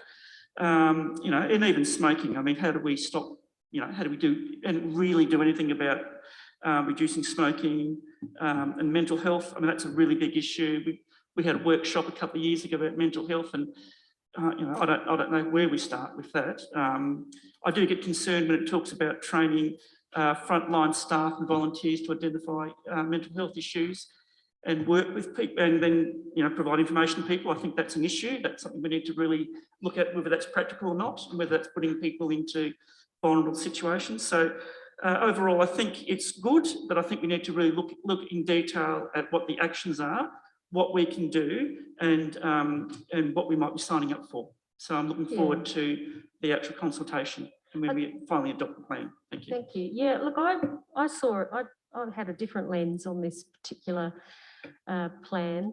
I think that local government does a lot to contribute to better outcomes purely through its infrastructure, accessibility, community programs. If you look at library staff, and I'm sure Chia would agree that there are many instances in customer service, particularly around the library, where staff need skills on how to manage challenging behaviours, and they do that very well. They've been doing it for a long time, and always having that and recognising that in a plan is really, really important to make it visible.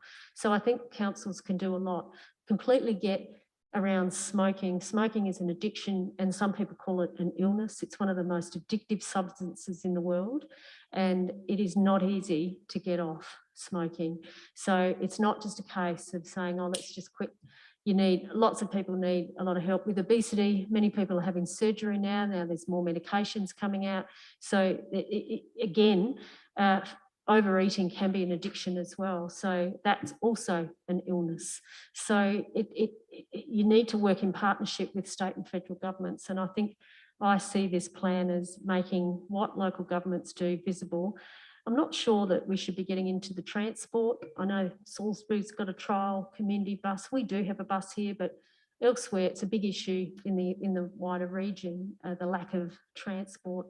So from other councils' point of view, that might be something they might want to take up with one of their lead projects. But yeah, I had a slightly different look at this plan. We do need to be careful that we don't cost shift, because I think we've got enough responsibility, but I think we should also celebrate what we do well and how we do contribute to better health outcomes, which I think we do.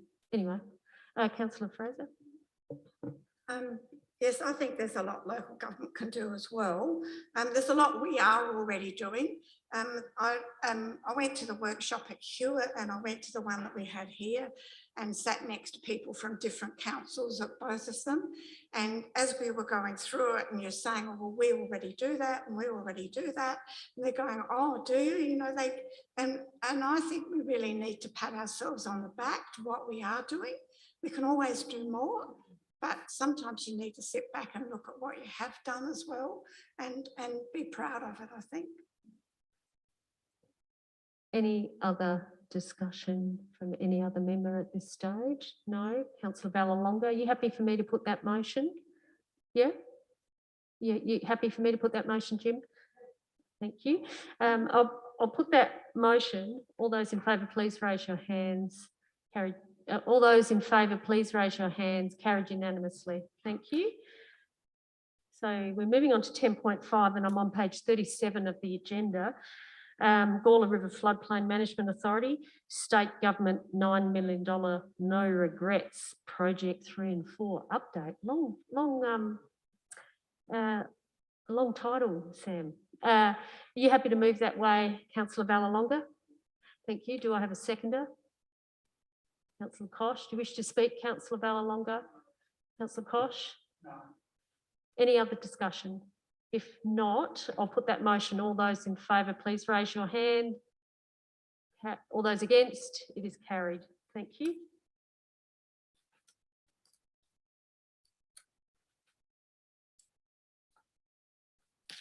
Oh, 10.6, local government OGM or ordinary general meeting call for items of business. There's two areas here. Endorses the following motions. They will be put up as separate motions. Is that correct? Because they're going up. Yes, I saw that. I actually picked it up when I was reading through. Authorises the LGA president. Okay, so Councillor Davies, do you wish to present this? Yeah, just to be clear, am I presenting to both of them or the first one? Both of them. Both of one, unless you don't want to. Yeah, no, I can present to both of them. Look, the first one is the one that I've been working on. This is a variant of the motion we moved in December, except targeted towards the LGA and the state government through the LGA, basically saying, look, as local government, we think that it's gone too far with the way that the planning system has changed and cut out the local community. It's something that is, it can be frustrating for me to, have someone come up to me and say, oh, what's happening on this? And I say, well, I either have to say, well, that goes to the cap. There's one council member on that. We don't, they don't report back to the council, and we don't even get a summary on what they're doing. It's just sort of, they're an independent body, or I say, oh, it doesn't go to the cap or the council. It's actually going to the state government, like in the case of this Aldi, that's going to, bulldoze down a few places like I know the Benyes Asian grocer has been doing quite well lately in that area. And there's a few other places there, and we don't really have any ability to do anything about it, but people talk to us about it because it's clearly a council thing that we should know about. And so, I think not just us, but just the South Australian councils as a whole should be petitioning to the government about this. And, it's a good time for it as well. So we'll see how it goes. The other one about homelessness, I also support. I think that's something that, we really need to be having a coordinated effort on that. Thank you. Do you have a seconder, Councillor Little? Thank you. Do you wish to speak? Yeah, I'm quite happy to support this motion where I wasn't the other one, because I think the other one was just a duplication and wasting a lot of time and effort. This thing is the way to attack the government, especially with the election coming up.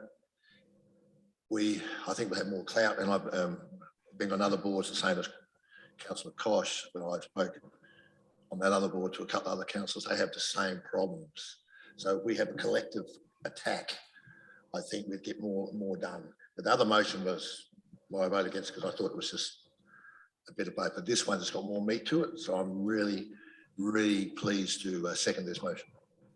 Thank you. I just want to add some information around the lockers.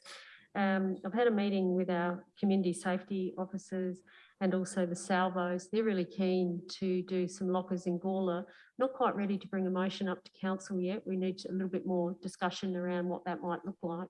But we're certainly working to bring some lockers for people that are sleeping rough and they can secure their belongings in a safe way.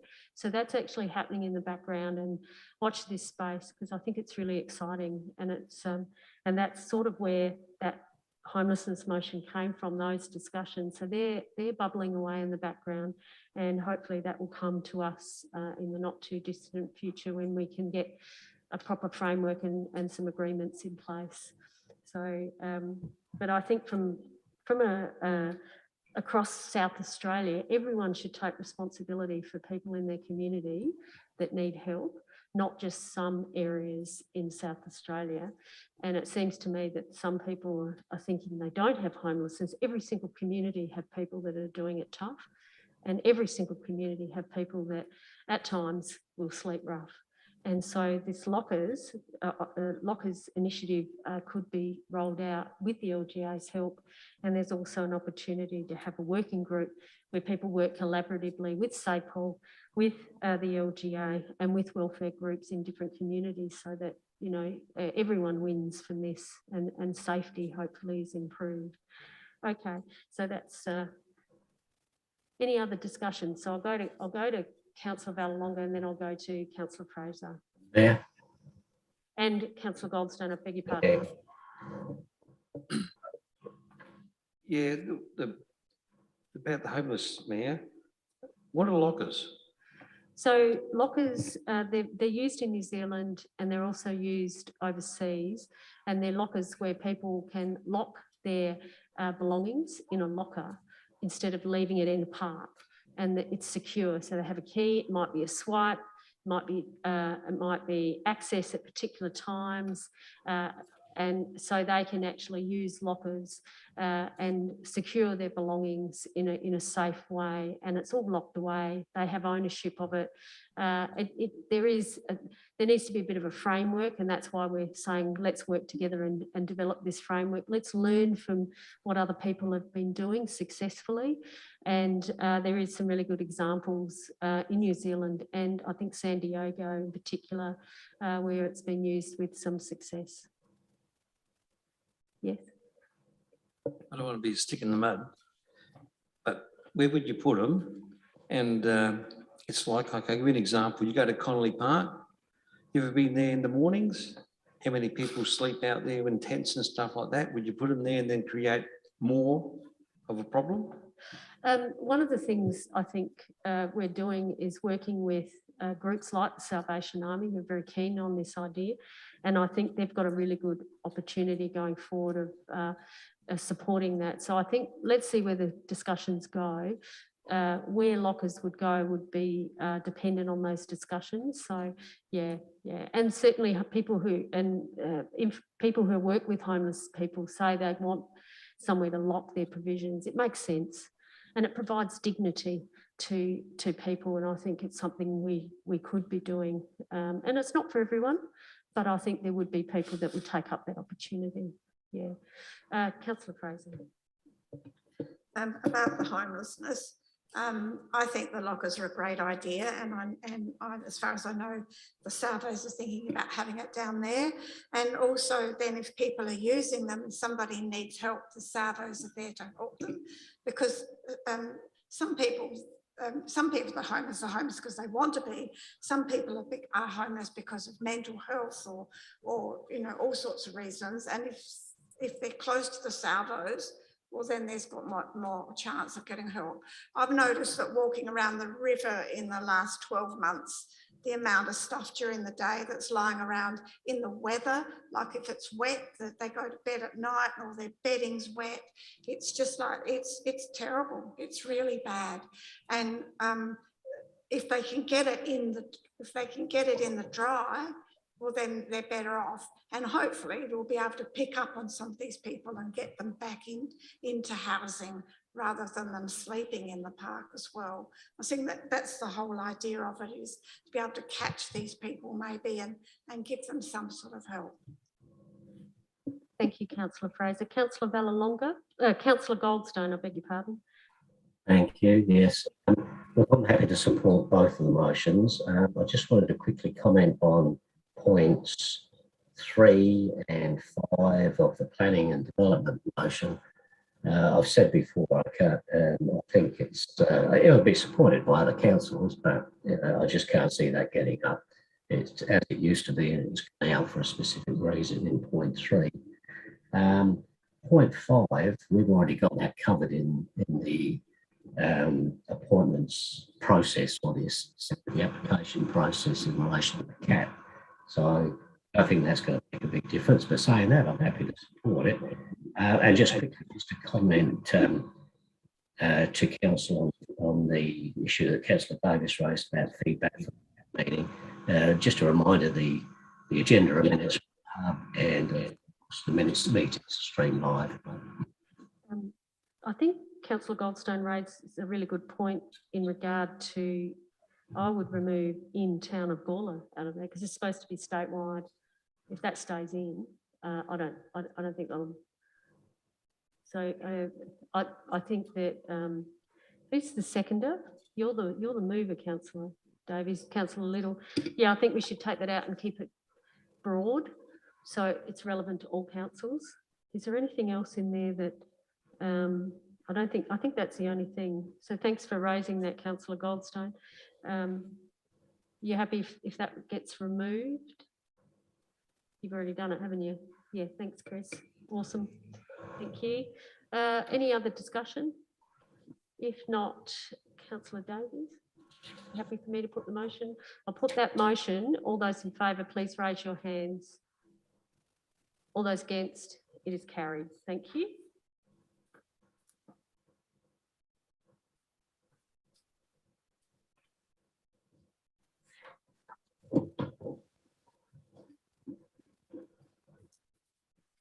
So this next motion just ties off the loop in regard to what's going on there?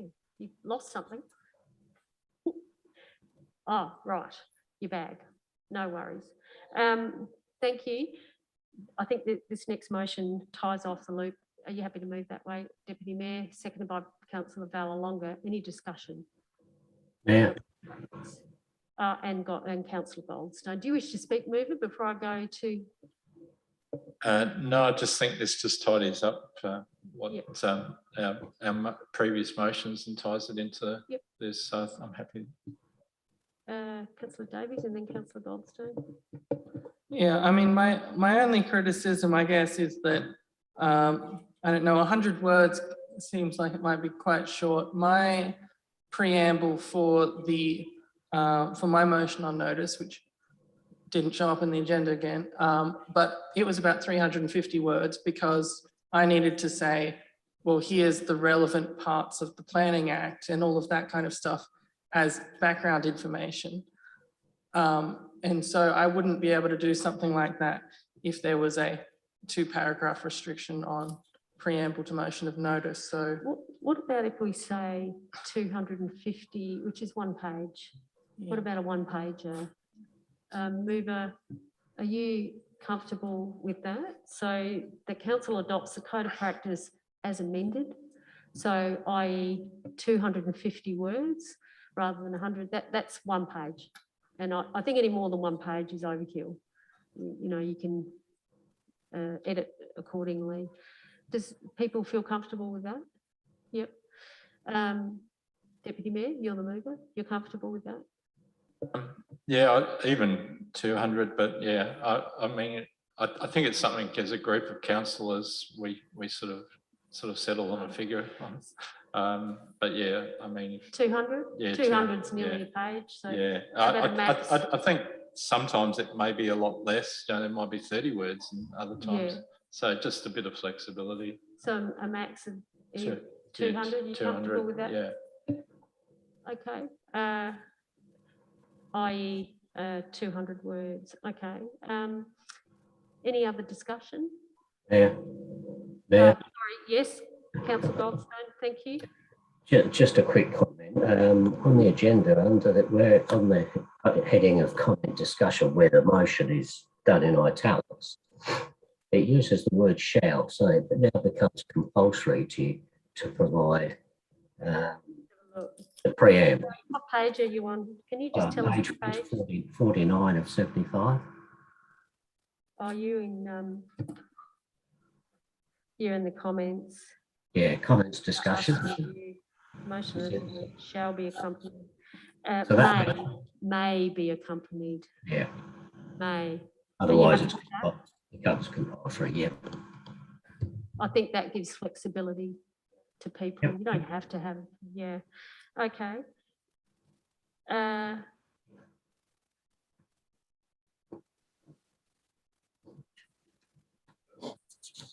You've got some comments, Councillor Kosh, you wish to speak? It talks about being relevant and factual. So who's the arbiter? I beg your pardon? It talks about being that the information has to be relevant and factual. So who's the arbiter? Well, the policy is the arbiter. No, well, for example, someone could say, someone could make a statement. Well, relevant means to be relevant to the motion, and factual means to be facts. So who's the arbiter to make sure that it's factual? Well, I guess staff. Okay, fine, that's all right. Yeah. Okay. Any other discussion? If not, Deputy Mayor, are you happy for me to put the motion? I'll put that motion. All those in favour, please raise your hands. Carried unanimously. Thank you. So now we're moving to 10.8, and we have some delegations and changes in the ICAC Act and the Ombudsman Act. Are you happy to move that way, Deputy Mayor? Do I have a seconder for this motion? Fairly straightforward. Probably need a seconder. Councillor Kosh, thank you. Any discussion? If not, I'll put that motion. All those in favour, please raise your hands. All those against, it is carried. Thank you. Now we move to information. Now we have a choice of moving them en bloc, or we can discuss them individually. In your hands. So we can move 11.1, 2 and 3 en bloc. Are you happy to move that way, Deputy Mayor? Do I have a seconder? Councillor Valalonga. Any discussion on any of these matters? We're on page 54. Page 54 of the agenda. Sorry, Councillor Davies. Yes. My thoughts are around 11.2, the Civic Centre update. Yep. I think there are some encouraging signs here, as always. The youth space, the heritage, the events now are all roaring along. I do note with concern the cafe. I think, look, I mean, theoretically, if all of this stuff is happening in the Civic Centre, if we've got people going to events, people using meeting rooms, people in the library, you know, people going to youth events, the natural extension of that is meant to be that the cafe is like the centre of that hub, and it means people will be coming in and, you know, sitting down and getting coffee and that, but it's not scaling. You know, it seems to be going down, whereas where other things are staying still or going up. Obviously, this past month or so is a different situation altogether in terms of COVID and businesses, but this is going back to, you know, August for the cafe. You know, with a sort of a plan that was made in the middle of COVID. You know, we're 2 years in now, and it just seems to be, making some major losses. So I'm just not, we'll have to keep looking at it, but that's my main area of just wondering, you know, it just doesn't seem to go up with the tide when other things seem to be doing well. Any other discussion on any matter in this section? No. Thank you for those comments. If there's no further discussion, Deputy Mayor, are you happy for me to put the motion? I'm going to put that motion. All those in favour, please raise your hand. All those against, it is carried. Thank you.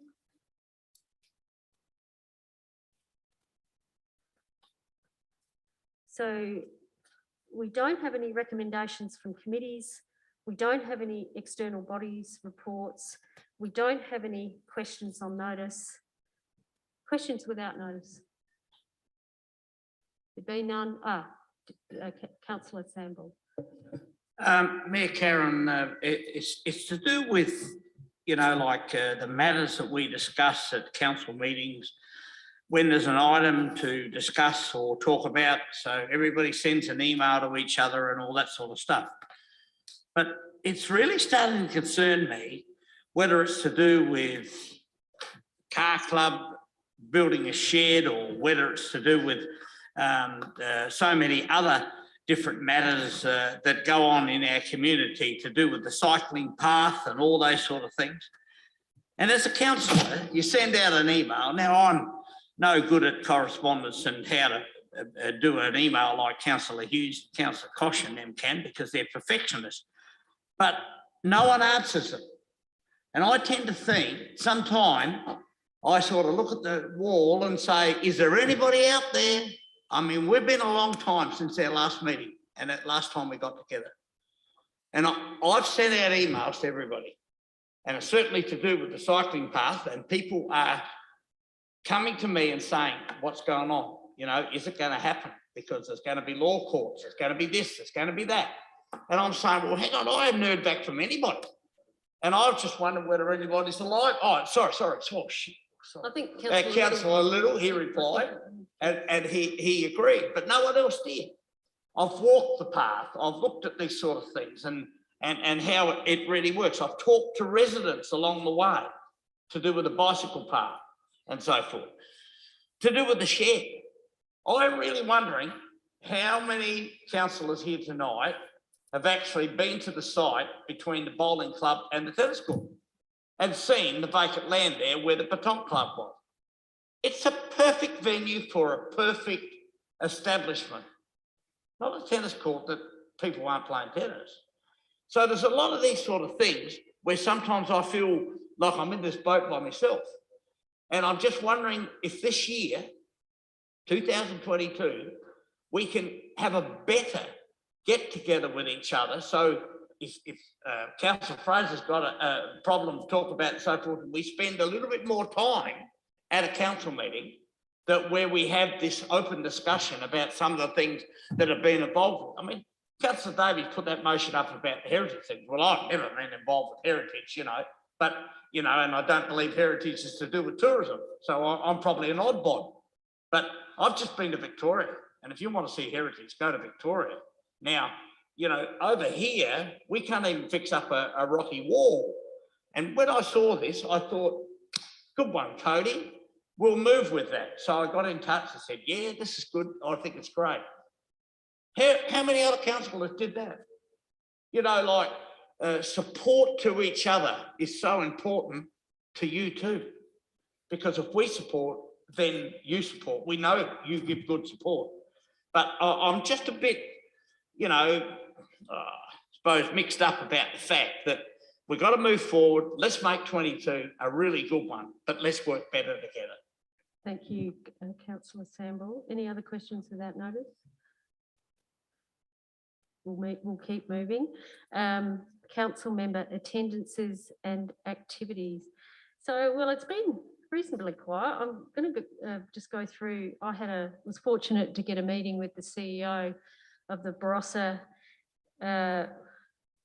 Hills Fluorio Local Health Network, which encompasses the Gullah Health Service, Rebecca Graham, and some senior staff with the Deputy Mayor on the 22nd of December. I had a meeting with town of Gullah staff on homelessness, which I think is coming along really, really well. I had a meeting with Judy Ferguson and Molly Tibet regarding plans for the Gullah Art Prize. And as a result of that, I put up a budget bid, quite a small budget bid. And I also went along to the Top Tourism Town Think Tank session, which was done via Zoom. And that was really quite a positive discussion. We had our local member there and lots of people from the community, business owners, and also staff and key stakeholders provided opportunities for this video that we're hoping to put together. And of course, tomorrow we have our Australia Day breakfast and Citizenship Awards and Citizenship ceremony. So I'm really looking forward to that as well. We had our History Network meeting as well, which we have probably 3 or 4 times a year in readiness for History Month in May each year. And staff get together and really support this event exceptionally well with brochures, diaries, and a whole plan of activities that is going to be quite exciting, as it is, I think, every year if you love history. So that's my attendances and discussions over the January, December, and break. Hasn't been much of a break, but it's been a little bit quiet. Any other members want to comment on where they've been and what they've been doing?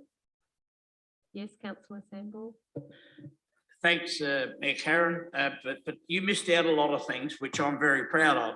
You seem to become a regular radio star now. The amount of times that I've heard you on the radio is fantastic. I was on yesterday. The way you promote the town. So I'm not promoting me. But the other part about it is too that last Thursday night, Mayor Karen spoke at the History Network about being a mayor. I was unable to be there because I was at Speedway at Mount Gambier. Next week. Oh, geez. So I can still go.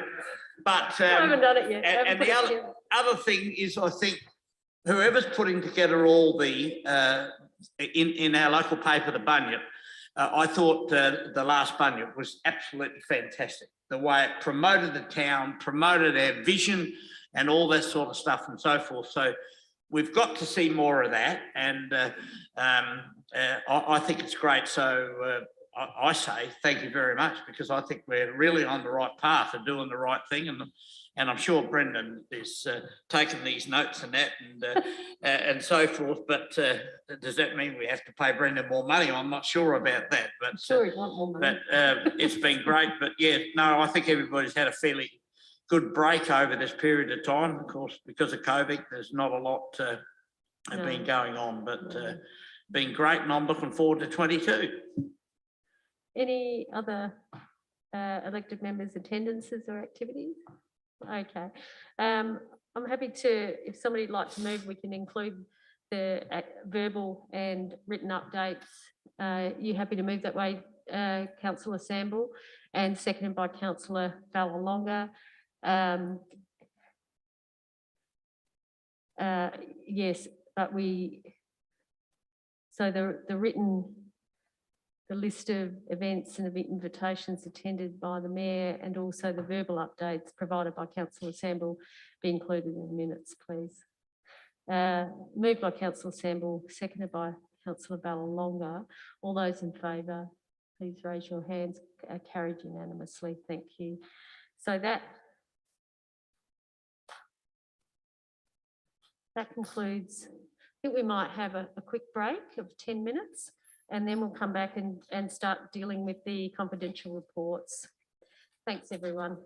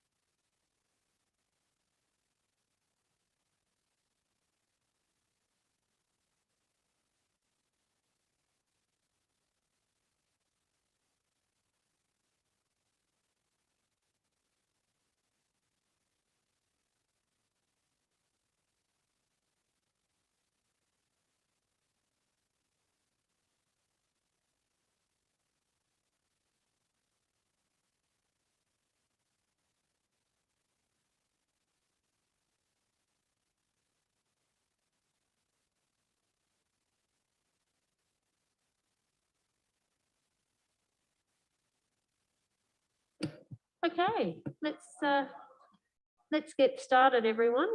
Take your seats. And Henry, I think you've got something you want to say.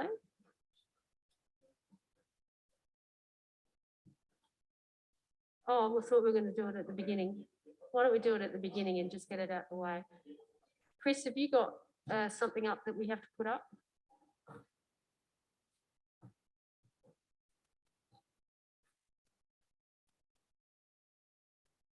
So, yes. So members, I have a verbal report to present a confidential matter that pertains to one of our subsidiaries. So Chris, you're putting up, gives Chris a couple of seconds. So this will be a confidential briefing. Not yet, but we will in a minute. If, we're just putting a recommendation.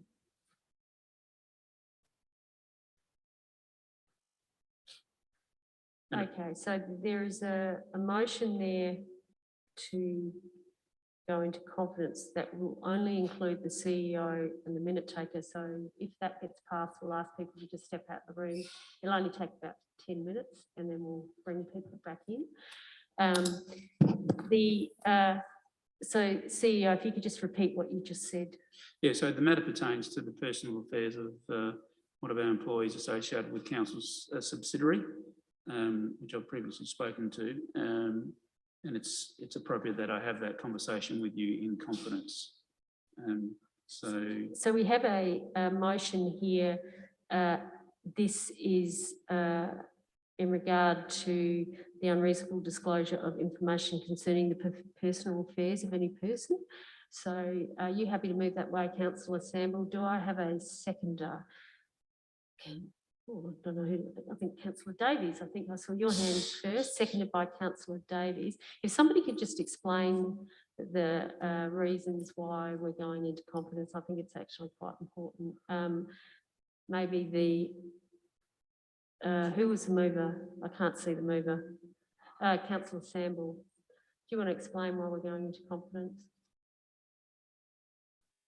Up there, what's on the board? Councillor Davies, you're the seconder. Do you want to explain why we're going into confidence? Yeah, so, well, yeah, this is about unreasonable disclosure of information about the personal affairs of someone in relation to council staff. So, yeah, so that's why we're moving into confidence. Thank you. In regard to a subsidiary, I think it was, but thank you very much for explaining that. So if we've got a mover in a second. I'm going to put that motion. All those in favour, please raise your hands. Carried unanimously. Thank you.